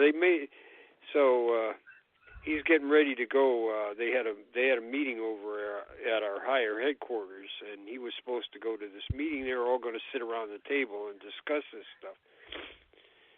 And the XO said, "Are you ready to go?" And I said, "What do you mean?" He said, "Well, they asked for you and Barentine by name." And I said, "Wow." So I said, "I shouldn't be there." He said, "It'll be a waste of time." I said, I don't know half of what Sergeant Barentine knows, and I couldn't help it. He says, "Stop. I told you to go. You're going. They asked for you. You will go." So I went over there, and so everything that Barentine said, they just listened to. Everybody's quiet. Everything he said, as they're going through reviewing the publications, they listened respectfully to everything he said. So he hits me in the ribs and says, "You got to say something the next time." I said, "I don't know anything." So I don't know. There was something about automatic weapons or something like that. Well, did you have to go through Albuquerque, because that was established No, I didn't. in 47. I never went to any place like that. So, darn! How did you? I don't get it. Oh, you just got a clearance. You were intelligence, but you didn't have to be trained in the mission. Well, I did get training over there. I took every intelligence course they had. Plus, I took every correspondence course they had. But on base, right? Through partnerships and the colleges on courses. No. They had Intelligence 1 in Europe and Intelligence 2, Intelligence 3. I took all those courses. Okay. And and then I took a whole bunch of stuff from correspondence from field artillery, military intelligence courses. I took some naval intelligence courses. Did you have to do advanced radiological and nuclear response or explosive ordnance? Yeah, I got into that too. I didn't get into explosive ordnance. No way. No, I didn't get into well, that. Tom from Kentucky, they used to use that coal mine and blowing out the mountain and rocks, right? So, Right. Tom, I've seen my husband with C4 and dynamite. They light cigarettes and shit. They were just weird in Kentucky, but they still do. They still have coal mines and still blow stuff up over there. Oh yeah, we had to blow stuff up all the time. Yeah. Yeah, and so we got disposal. in fact, hey, we got this stuff. We got too much of it. We have to get rid of it on this next time we go to Grafenbeer. You got to put this out at the ED range and blow it up. Wow. So, yeah, we did that kind of stuff. It's fun stuff. Yeah. So I went there with Barentine, and they so people listened to what I said, but I didn't really know as much as he did. But after that, he was due to rotate out, so I took him down to the airport so he could leave, and we shook hands, and he says, well, Sergeant Aldrich, I'm glad to have worked with you, and I've learned a lot. And I'm thinking to myself, this guy's learned a lot from me. I said, it's not 1/10 of what I've learned from you. So that was, it doesn't have much to do with UFOs, but it definitely, the military was dead serious about this stuff. Everybody said I was always a sour face over there. Well, you've got to be when you're dealing with that kind of stuff. Yeah, you got to watch, cross every T and dot every I. Oh yeah, it was our job, and the reason we took pride in it is you have to, and I understand what you're saying, because you can. I love everybody. I'm very friendly, but when you're in uniform and stuff, you can come across harsh. But in intelligence and clearance levels, back in the day, we didn't have computers. Nowadays, kids can blow people up from computers. With you know what I'm saying? It's ridiculous what they can do. They have so much power, and sitting in this country blowing up people in other countries and stuff. It's ridiculous. We didn't have that kind of power. Nowadays, kids grow up playing video games, and they don't know the difference in humans here or humans in another country. They just, touch a button and blow them up. But, it's gotten a little carried away, but I guess we shouldn't go there, because then we start getting into morals. Right. What we can do and what they can do are totally different. Now with the computers and well, what do they call those that fly without humans in them? Drones? UFOs? Yeah, well, yeah. Yeah, that's true too. It's well, terrible. I worked on Aquila when I was out at Fort Sill, which was one of the first drones. It never got into the inventory, but it was supposed to do everything. It was supposed to fly over enemy territory and reconnaissance. It was supposed to drop chemical weapons, and it was supposed to drop explosives, and it could do all kinds of things. And actually, it was just too much. It was too much, and they dropped it out of the inventory for a while. So we didn't have drones for a while. Well, but Aquila they had so many missions for that thing. It was unbelievable. But did you get to get up close to it? Yeah. At Fort Sill, I was in the field artillery school. So I was in charge of the NCOs for meteorology and sound. So the word is that was for my eagle. that was my thing. And the other guy, they had a building for this drone that was coming in. It was called Aquila. And Dang. it was there. They would fly it out of there all the time. Now, what year was that? In the 80s? Fort Sill? Yeah, that was in the 80s. That's about, I think, 82 or so, 83. Yeah, just before I went to Germany. Fort Sill basic training. Did you do basic training there? No, I did my basic training at Fort Gordon, Georgia. I went to Fort Sill in Oklahoma a lot, but to me it looked older, but it was when there was ordnance and they had to blow them up, like you said too. It was there from the Indian Wars. That's where all the Indians came to surrender and everything. Oh, okay. I didn't know the history. The cemetery is full of Indian chiefs and everything. Oh, okay. Yeah, Geronimo there's a lot of was history there. Geronimo was there, and I guess during the Spanish-American War, they sent some of the garrison to go to the front, and people suddenly realized, hey, Geronimo's here, and we've sent a good portion of our soldiers away, and they sent a message to these guys that are, getting ready to go to the Spanish-American War, say you have to return immediately, because they were afraid Geronimo would pull something. Yeah. So he was, even when he was older, they had fear of him.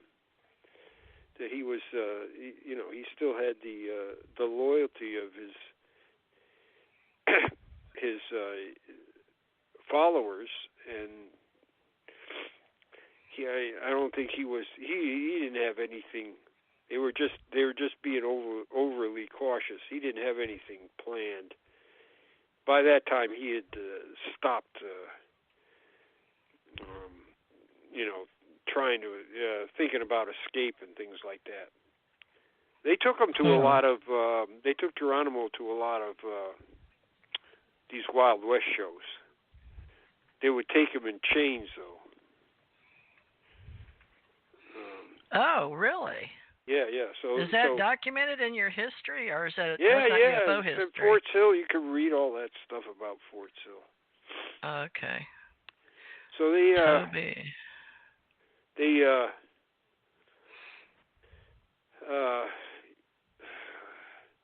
I think the last Indian scout was named ICO, and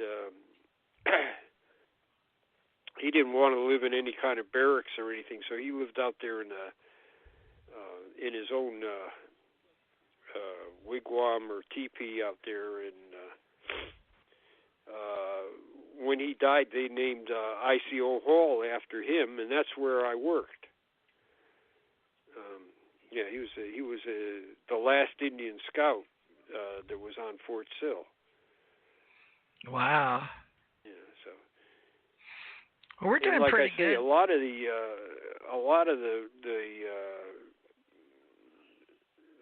that's folk real life. famous chiefs. I think Red Cloud was buried at Fort Sill. Then they came and got him and took him back. They took several of the important ones and exhumed the bodies and took them back to their homes. Wow. Yeah.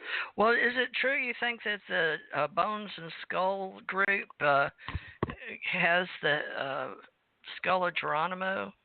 Or do you know? I wouldn't think so, but they might. I don't know. Well, I don't know. Skull and Bones? Yeah, I heard about that, but I'm not sure about it. Yeah, I think their grandson or something was trying to get it back or something, but yeah, that's difficult when you get into I do know about jumping out of airplanes yelling Geronimo. Yeah. What was that about? The guys at the airborne school had just that night. They had the night before their one of their jumps had seen a movie about Geronimo, and so when they jumped out of the plane, they all yelled Geronimo, and that's supposedly how they jumping out of the aircraft, you yell Geronimo. I don't know if that's true or not, but it's a good story.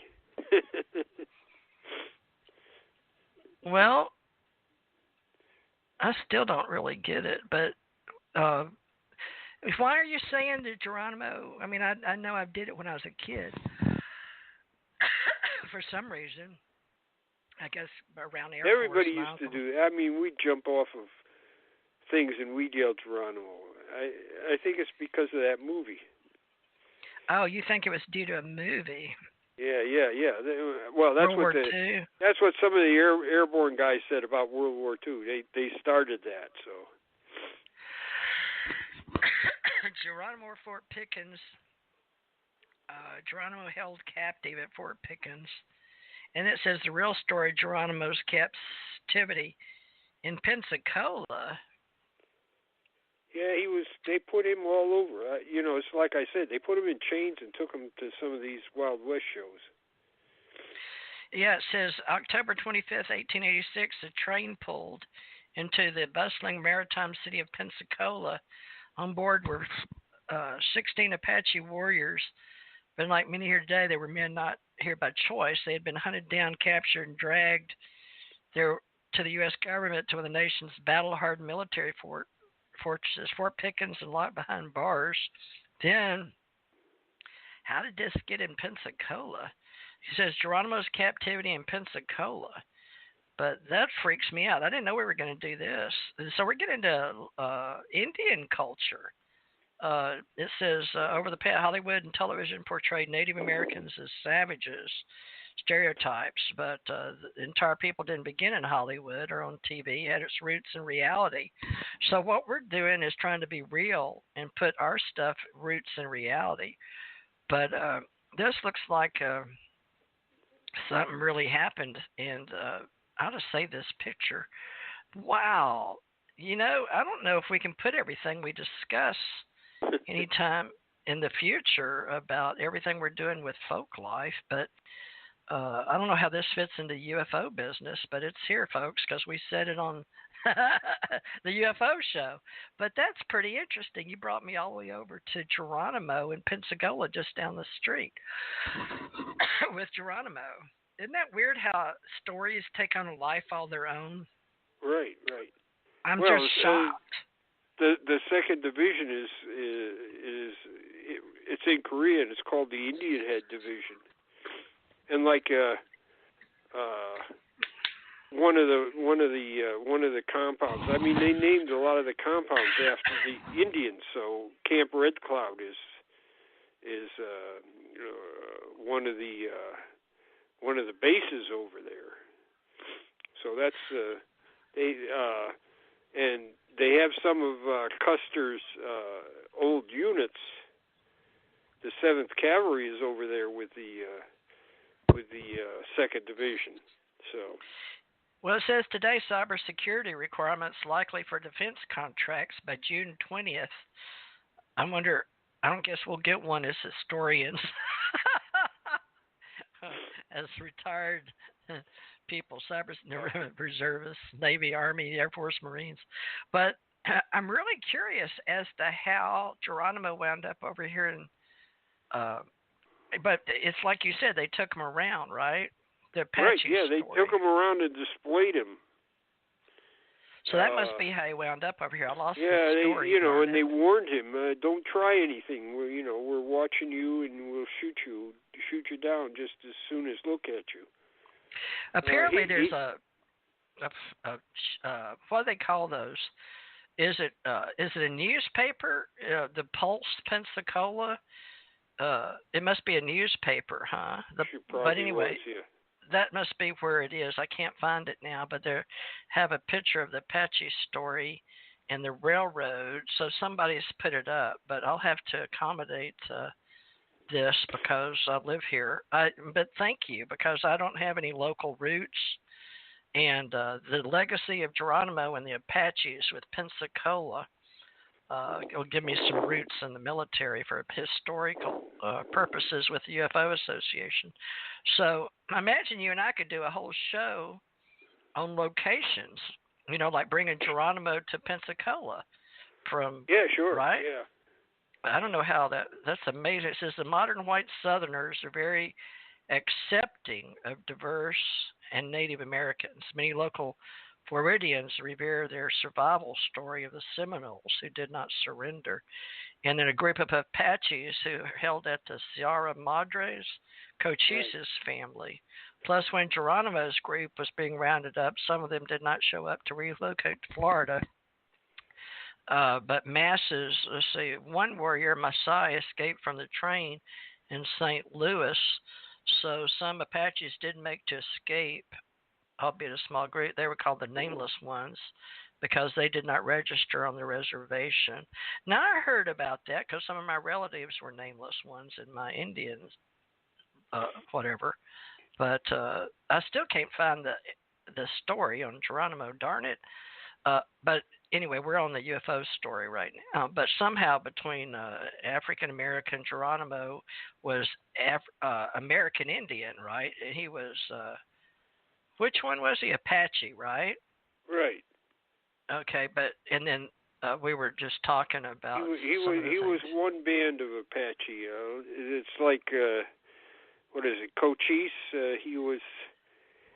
He had made his peace with the army earlier. Geronimo was after. He didn't want to make peace.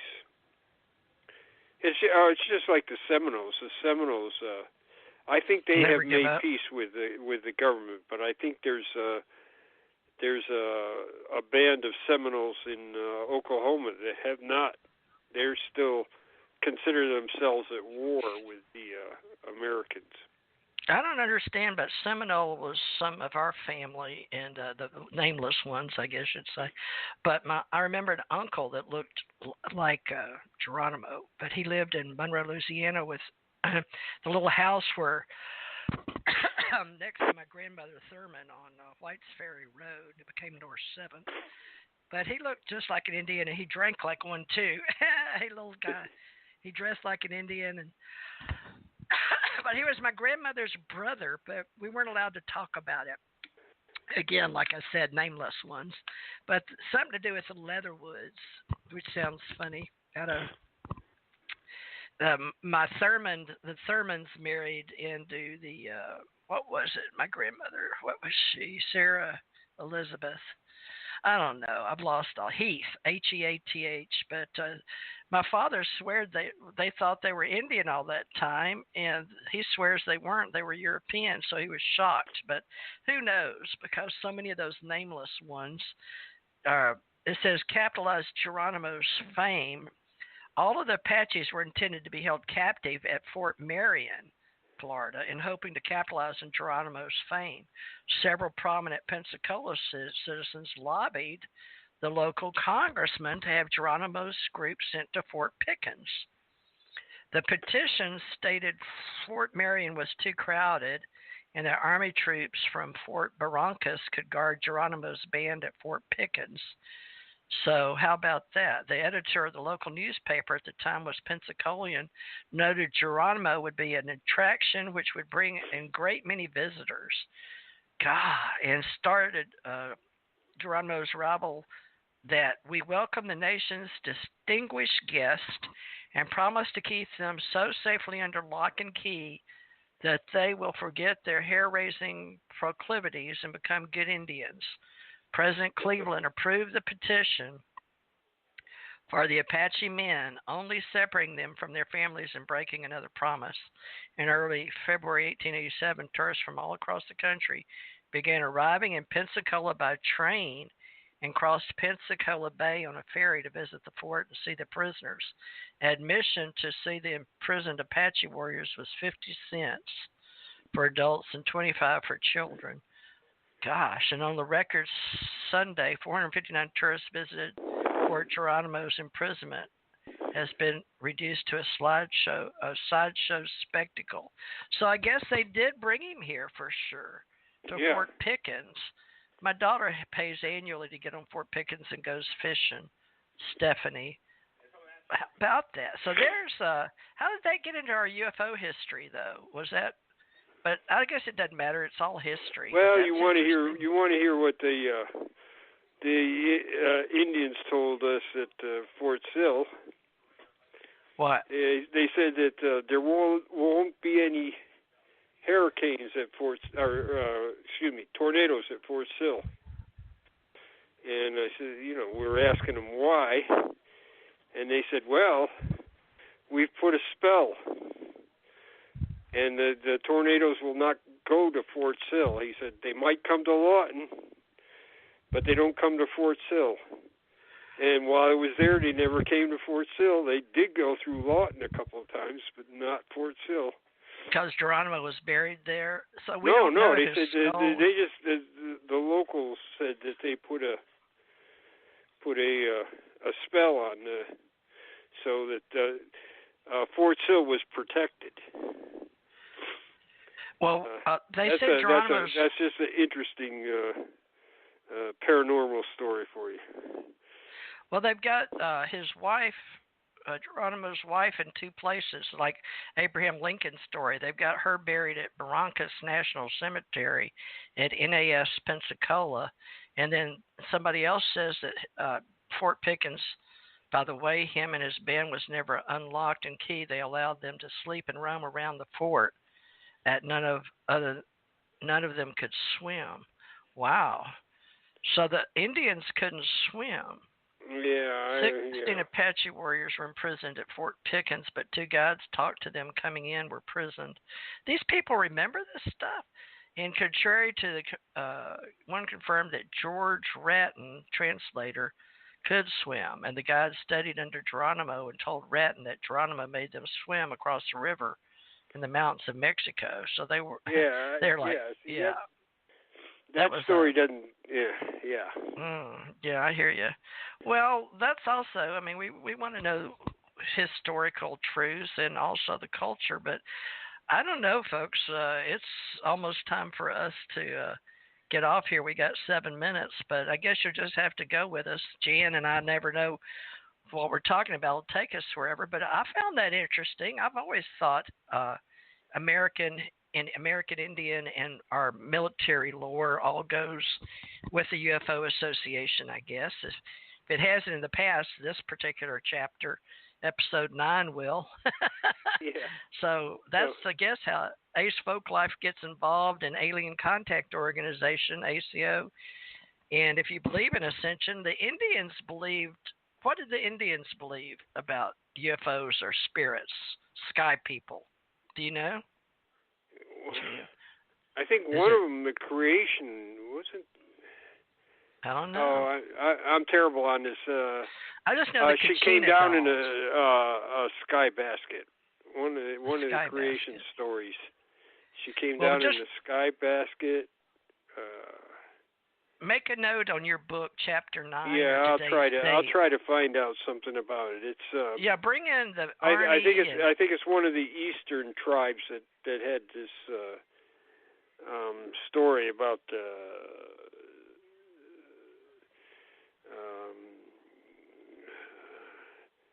one of the Indian women one of the young women came down in a sky basket, and she was like the mother, one of the founders of the tribe and everything. Do you know what was it? Any particular division of cultural American Indian tribes? Well, it's interesting that the sign language was almost universal. Everybody, is that why they couldn't maybe understand each other's languages, but everybody almost understood sign language. Well, that's how we start everybody in the world when we come from space and come down to the planet, and they're not carbon-based. What are they? No, they are carbon-based units when they're not silicone-based, right, or mixture, because we're just now in the 20th century. Is this 21st century? This is 20. Are we in the 20th century? We're in the 21st century, right? Is that what you and I are in now? So in the 21st century, they had silicone, biocarbon based, and the Indians, they used like the Egyptians, 10 fingers and 10 toes, but they used. Are you familiar with how they learned numbers and signs and symbols? How they used that? How they were taught that by the sky people? Or no, 500,000 years ago? Are you? Maybe I shouldn't talk like that to you. You're all hard copy, right? Your cybersecurity requirements. I am not sure about. I'm not sure. Yeah, you don't do that kind of. I think there's several history. Indian stories about people in the sky coming down. Yeah, intermarrying and things like that, but didn't they I fight some of the exoskeletons? I'd have to look that up. I'm sorry, I don't have the knowledge there. That's okay. Now, are you familiar with exoskeleton in the 20th century or 21st century? I've forgotten. No, I'm not. You're not familiar with exo in the Indians? What about exo? Did you study anything in Xeno? I think we better wait till another time when we do anthropology or something, or archaeology or ancient wisdom or something. Right. Or maybe future. Do you do any future intelligence? Do you work in AI at all? Are you up on UFO AI or only the history of getting it from 47? No, I'm not. I am interested in. I'm interested in. I like the way the Canadians talk about these people. They call them First Nations. I think that's a real respectful thing to do. Okay, what do you want to do next time on First Nation? What is that? You mean American Indians or extraterrestrials? Yeah, or Canadian or whatever. But the Canadians, that's what they call them, First Nations. Oh, what about alien contact organizations in every culture? What about the Ennead 9? Do you do anything on the 9, or what about the federations?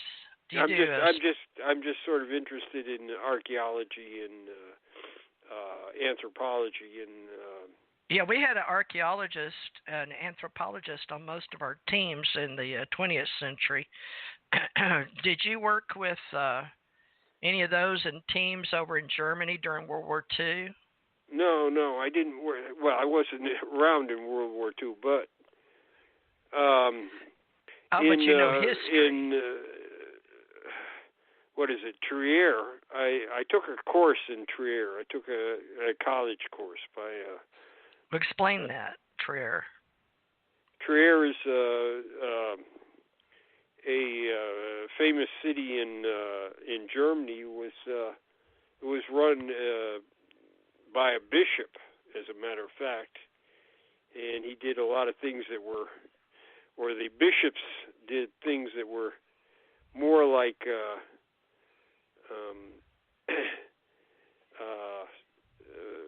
lords and stuff. They were not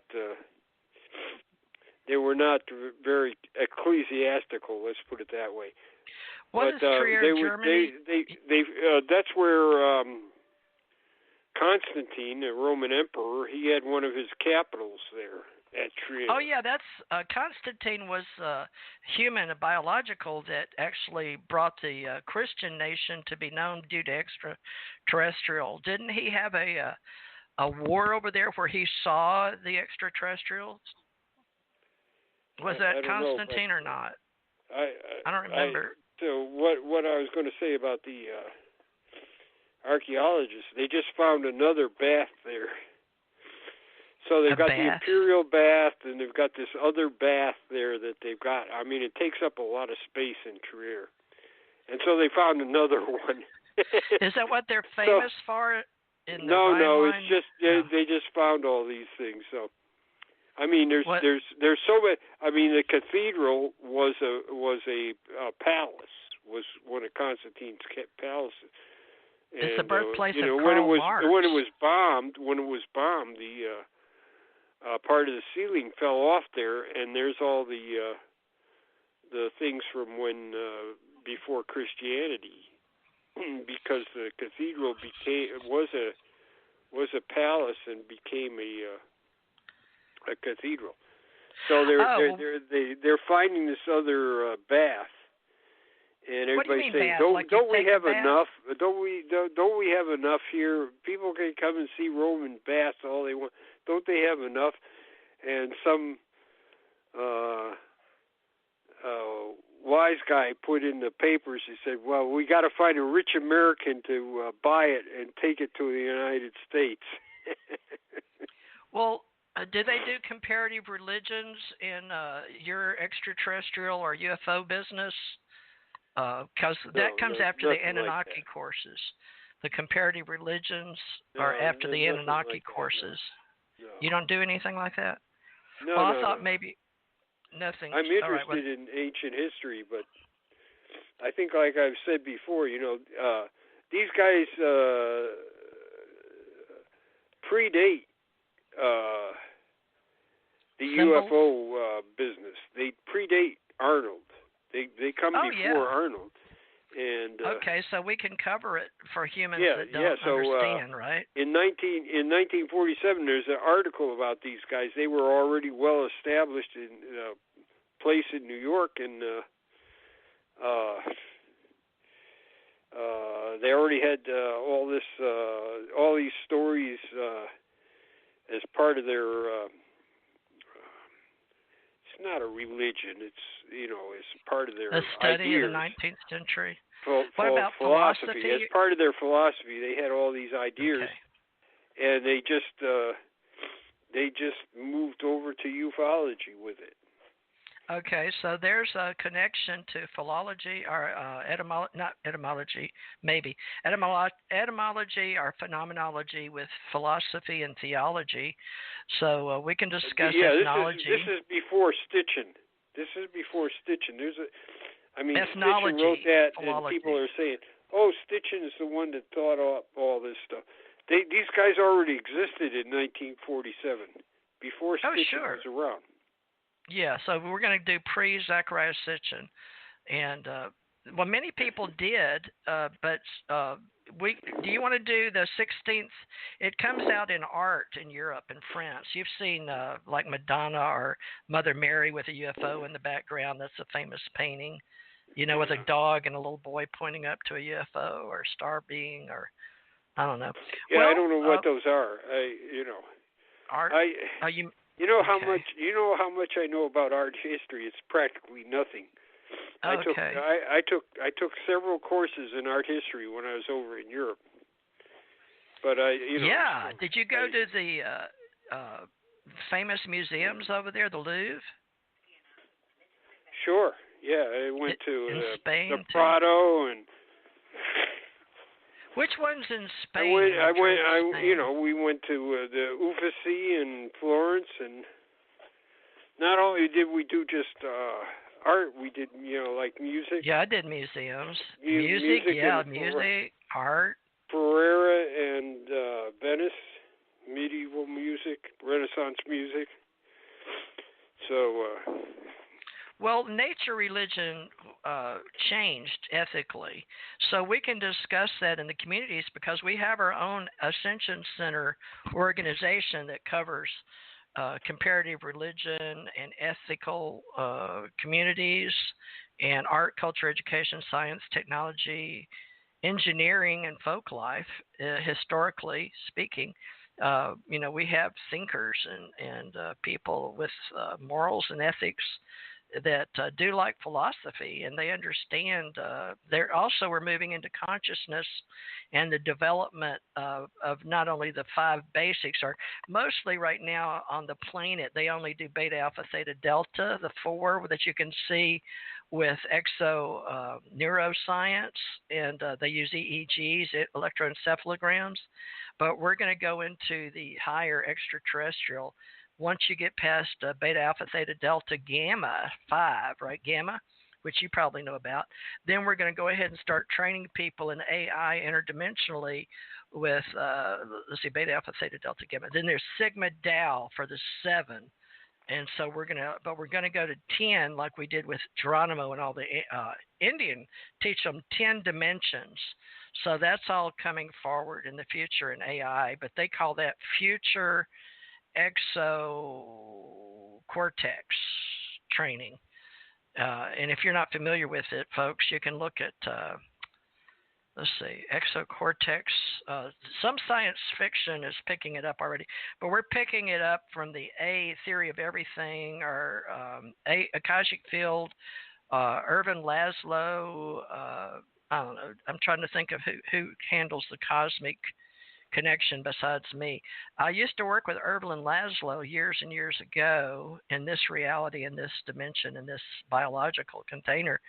So if you're eligible for single scope background investigations, SBI, in the past, or if you've been in investigations, we welcome you. And there's special intelligence, and we have the stellar wind that some people have code names for that. And some people study astronomy and alienology in cosmology. So that program was started by President George W. Bush after 9/11 attacks. And then we have NSEAL information, and that's special intelligence. So probably it's related to signal intelligence. But we are going to be getting into space wars and space trash. And, of course, you know, we've recently, December 10th today is our celebration with Elon Musk, and also S5 division of what we call CE5 level close encounters and alien in alienology, like with me and anybody that is ET contact in our caveat for common intelligence and channels of AI.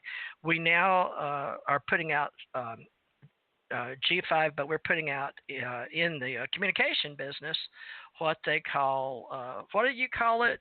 They don't have 6. Some of us have 6. What do you use, Jan, where you are on planet Earth, and you don't have it in Connecticut or when you're not in town? What do they call that in satellite? I used to train people in satellite, SATCOM. What do they call that? Are you on a satellite?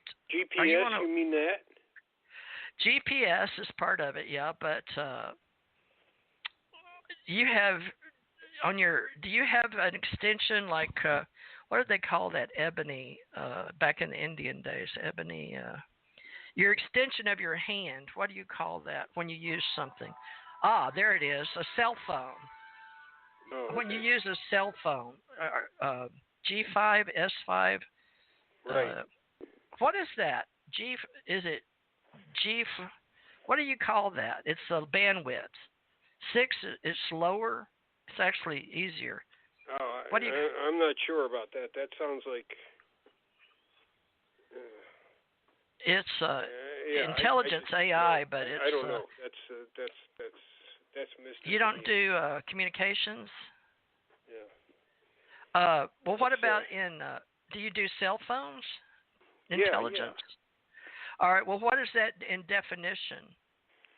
You have skills in definition. Oh, you're talking about. It's today. Let me. G5. Is it on your? That's the one that's coming in. We got 4. I've got 5, and some have 6. 4G right now, and then it's going to be 5G here coming up. Oh, 5G. It's backwards. That's human intelligence left to right. Oh, okay. Well, in space, some things aren't linear, but when you come to Earth, you speak in reverse. And the Chinese can go right and left and up and down, and the Indians did, and they used hand language. So I'm hoping to train people in interdimensional travel and interdimensional thought processing, but that also has to come usually through the governments and the intelligence and communications. So are you... do you have E5 or G5? I mean, no, 5G? Not here. Hell, I'm sorry. No, we hardly are on this. All those verbal commercials where they say that, they show the map where you're covered. No, I'm not covered here. Why are you not covered? This is You're rotten. USA. I have rotten reception. If but I ever DARPA see Ricky Gervais, I'm going to punch him in the nose. But are you familiar with the defense? Well, are you familiar with DARPA, or how about Ray Kurzweil? Are you familiar with Ray Kurzweil with Google? Engineer with Google? No? Anyway, all right. Well, UFO intelligence will deal with AI and teaching people how to communicate interdimensionally. In your Trier, Germany, you didn't have that in your border, like you just said, maps in your location. They didn't teach you in Germany? No. Well, Karl Marx was the birthplace of Trier, Germany. So location and maps. Are you familiar with maps? Yeah, sure. Right. Okay, so you are a map reader? Of course. Oh, good. If you're in the military, you got to be a map reader. Yeah, map reading definition. Yeah, but well, I think you're talking about some mystical connections here, right? No, I'm not that kind real. of a map reader. No, it's real. They just put it up in. That's your interface, your interpretation.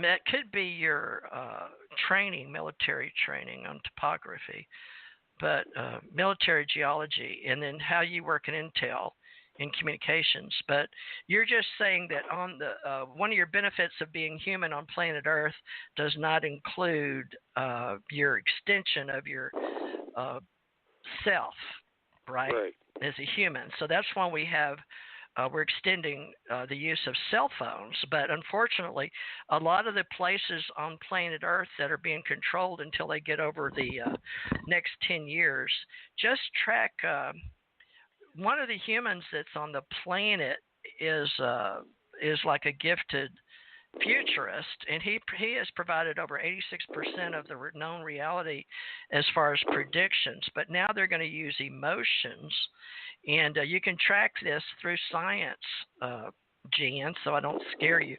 That's what you and I do. We take things that we know about and we put them in history based on verbal communication, oral, right, you and I? No. Oral reports. So what we're doing is taking maybe what you would at one time 30 or 40 years ago called sensitive compartmental information that is now being tracked. But as of today, and then you know that we're doing space wars, right? Since Reagan, because you were in the same Army I was, Army, Navy, Air Force, Marine. So you and I went in and we did 85, and then we were tracked by our talent and our gifts based on keyhole compartment and satellite intelligence. That's why they can see us right now, right? You're familiar with that, top-level control systems, satellites. I guess you just got trained with... You know, it's like I said before. No, I'm... what I did was maybe... important, but it wasn't anything. It was conventional. Let's put it that way. As okay. Conventional as nuclear weapons could be, but that's the kind of stuff. You're probably reserve Oxcart or Corona that got retired, right?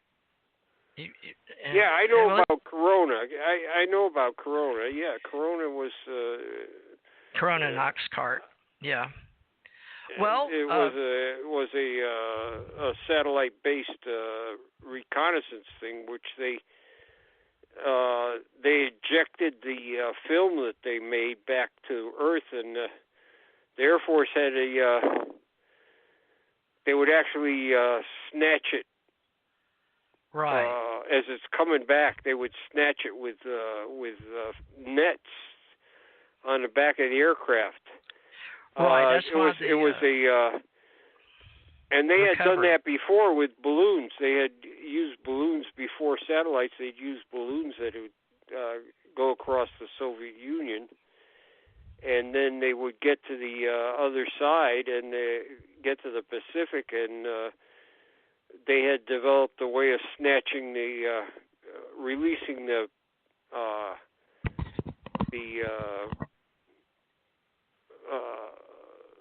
capsule and snatching it up while it's in the air.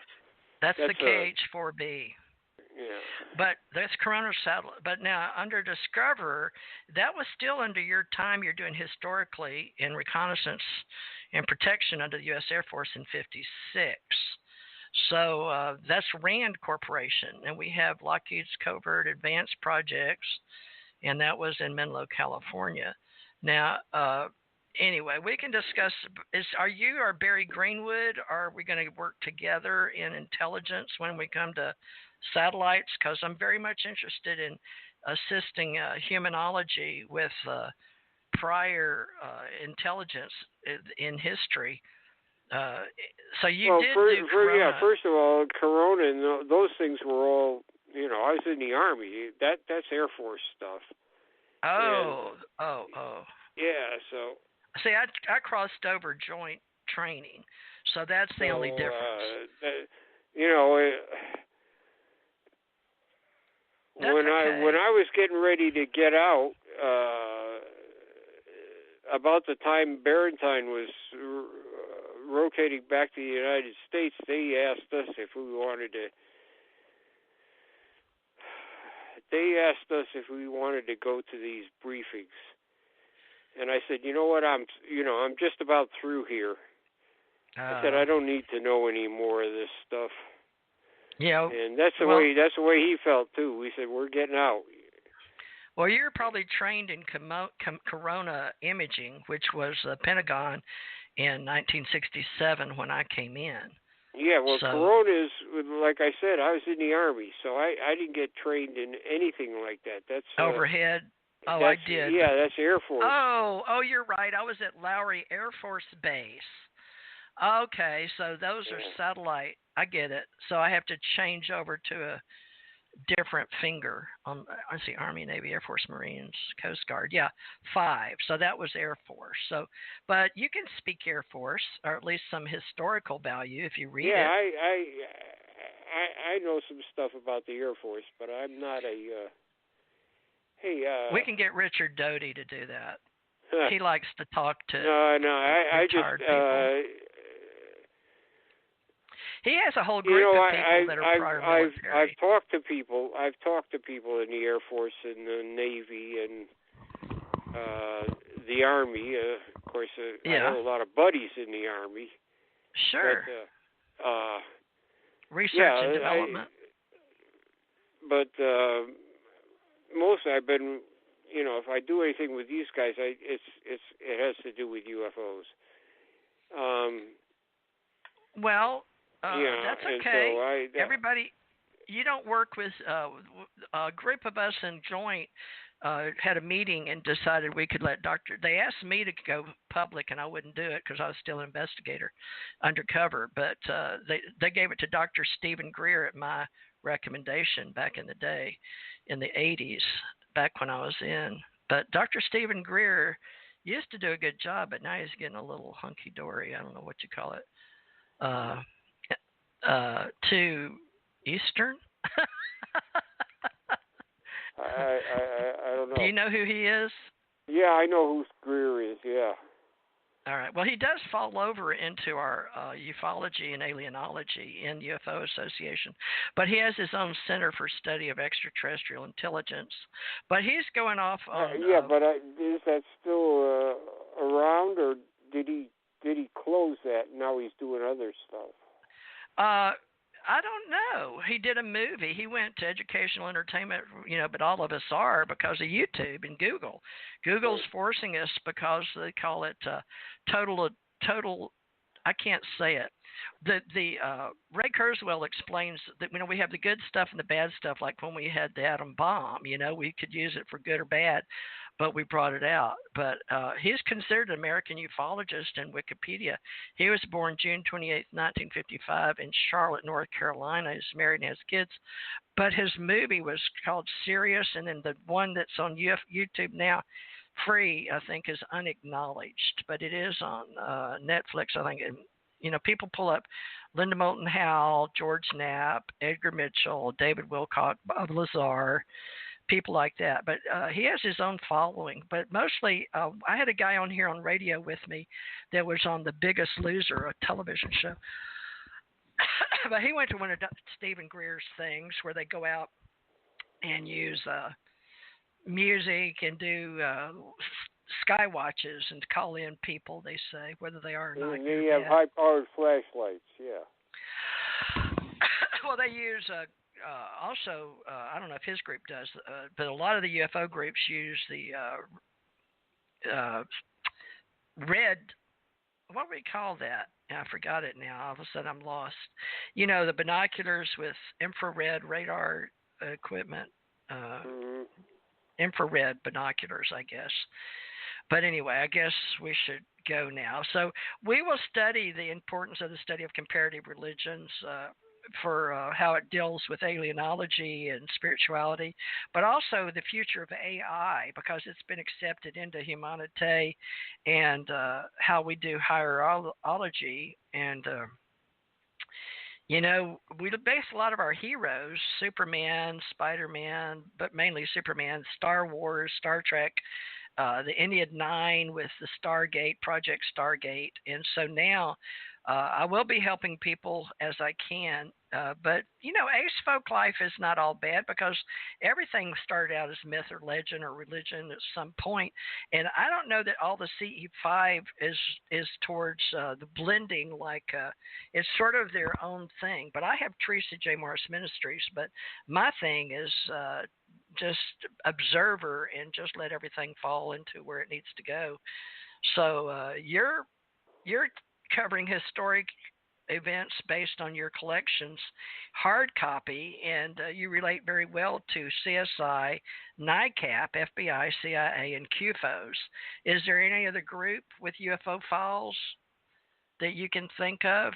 Bruce Maccabee was NICAP, right? But he went to the CIA building and taught classes or did some event. What do they call that? He did some talking there. They asked him to do a briefing. Briefing, there you go. Yeah. So, now, you worked with Dr. Bruce Maccabee, right? No, we know each other, that's all. Oh, okay. Well, just like you and I have never met, but did you meet him? Did you meet Dr. Bruce? Yes, yeah. I went to a couple of Foo 4 meetings. One, he's an accomplished musician, so he played there. So... I didn't know that. There's a lot I don't know about him. I love him as a human, and I love his voice, and I like his wife Jan. And Jan and he met at one of those events or something, and then they got married, and they live in Ohio. But he's one of our founding fathers. First it was Stanton Friedman, J. Allen Hynek, Stanton Friedman, Don Berliner, Berlitz, Charles Berlitz, and then Dr. Bruce Maccabee came in with the era of CIA, but he was instrumental. And see, where I live here in Gulf Breeze, he told me this on one of these radio stations right here. You can go back and listen to it on the TJ Morris ET radio, Dr. Bruce Maccabee. And he talked about his Gulf Breeze affiliation and doing the investigation.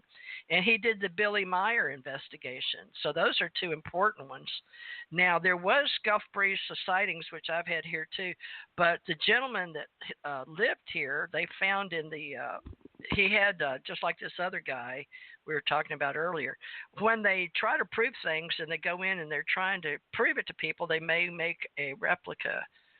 And apparently they found one and decided he was all debunked. So, folks, we don't throw the baby out with the bathwater. And Jan and I are just going to try to share as much history as we can remember in a real sense without losing you too quickly. But study the past, study the future, and find your way, your own path. We are the authors of our own life story. And Jan's going to keep sharing his. Now, Jan, you did write down Geronimo and maybe some Indian lore with this lady in the basket. So that's where we can start. Yeah, I'll see if I can find something about her. Okay, and what was the other it's part? kind of, it's a really... folklore thing? Yeah, it's a real sweet story, though, too.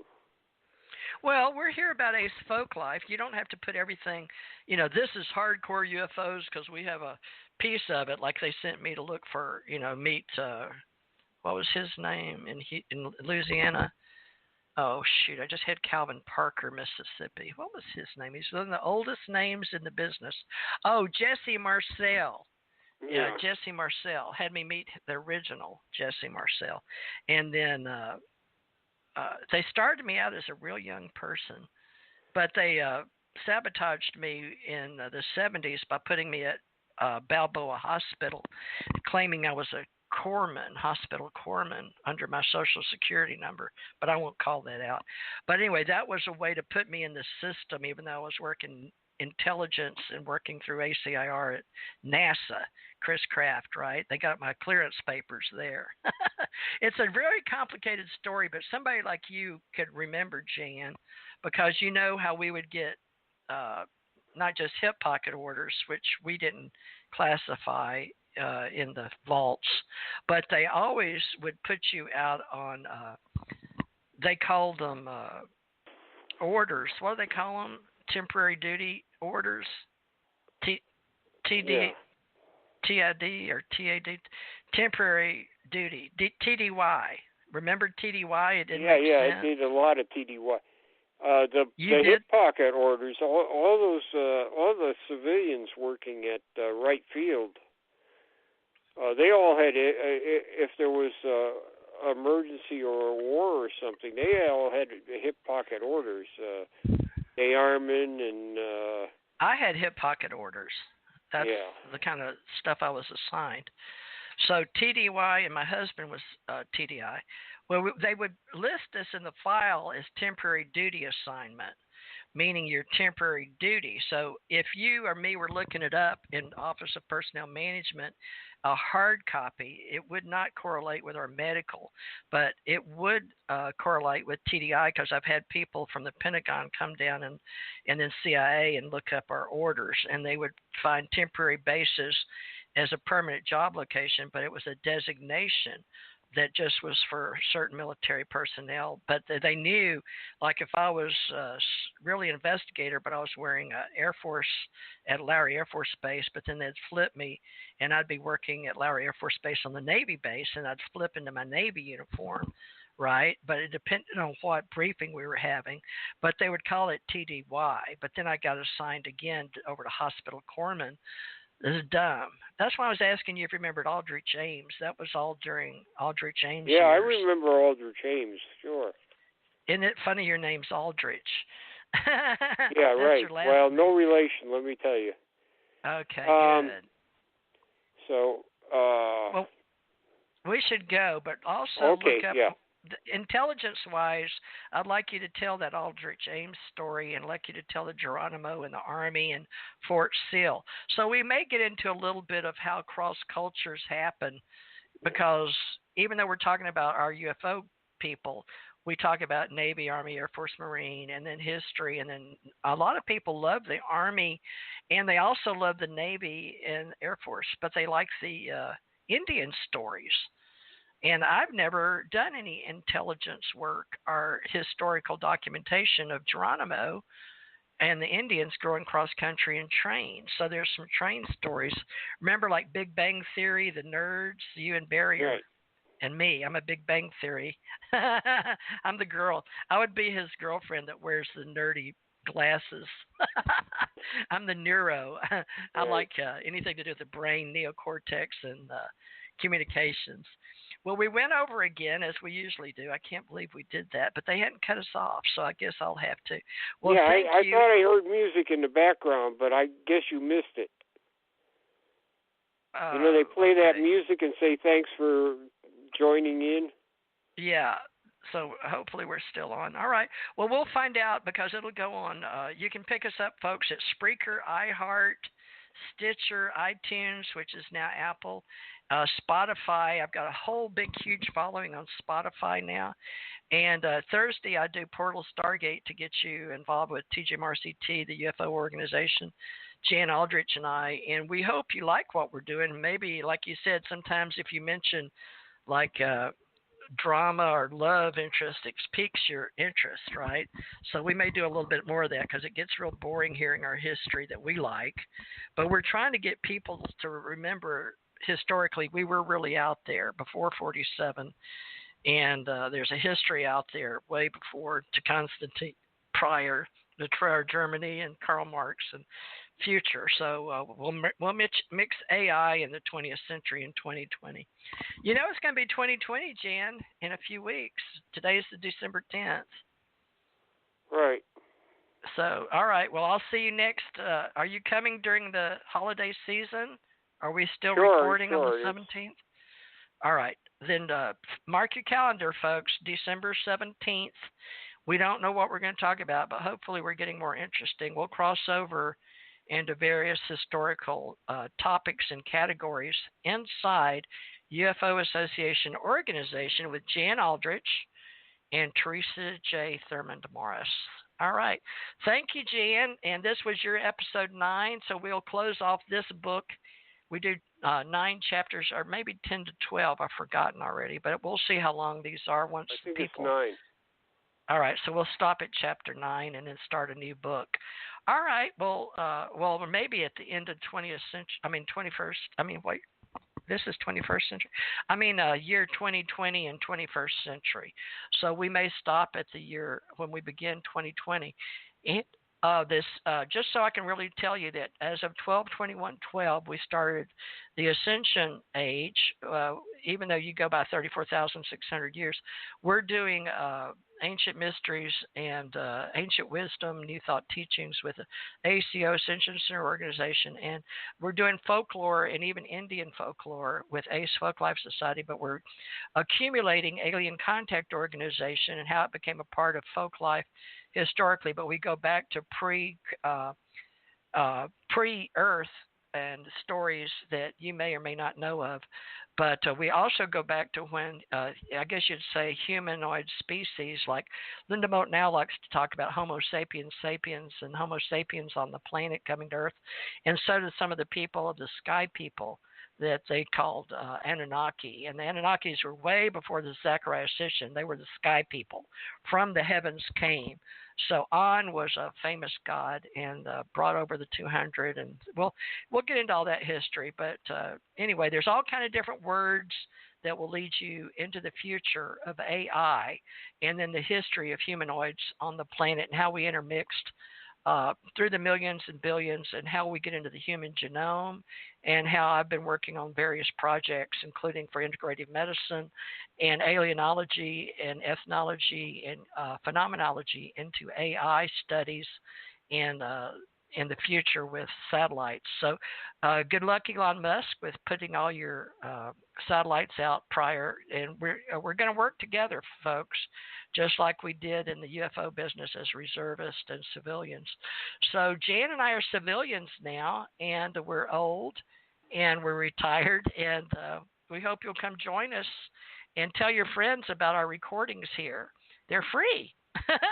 And we may hopefully make a transcription out of it. Thank you, Jan, for remembering your friends and some of the people I worked with, and look forward to next week, okay? Thank you for your time on Earth. Okay. Any last words? Oh, project1947.com is what you always say, right? Is that your sign off? www.project1947 all one word.com. That's the website. Now, how do they get in contact with you? They can contact me, but I mean, do you want them to get in contact with your Facebook? My email is project47@earthlink.net, and all right, say that again. I have to write it down myself. I know it's in my computer, but I'm gonna put it in my book here. Yeah, so project. All one word. project1947@earthlink.net. Okay, so that's how we can write you if y'all want any history. And what else you want? Facebook. Oh yeah, tell them, because that's your social network. We all of us use Facebook. So Project 47 is on Facebook too. 1947. Yeah. So, but it's what is it?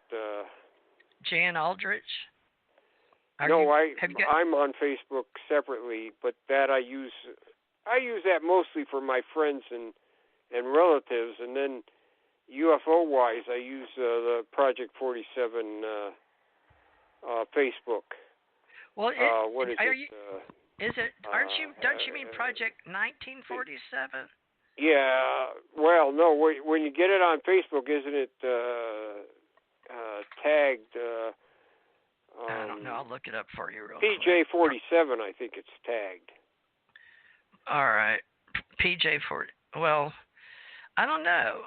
Project 47. Let me go Facebook. But you could just look it up. It's you just look up Project 1947 and it should come up anyways on Facebook. All right, I'm putting in facebook.com/Project 1947. It comes up in Russian. So that's not you. Some Russian company took it over. So they took over Project 1947. When you go on Facebook, do a search and it'll come up. Yeah, let me do, because they took over your project, the Russians. Oh, yeah, right, everybody. There's something about a Chevy car that is Project 1947, and there's all kinds of things, but Okay, well, I saw you once, but hold on. This one, UFO, Project 1947, project1947.com.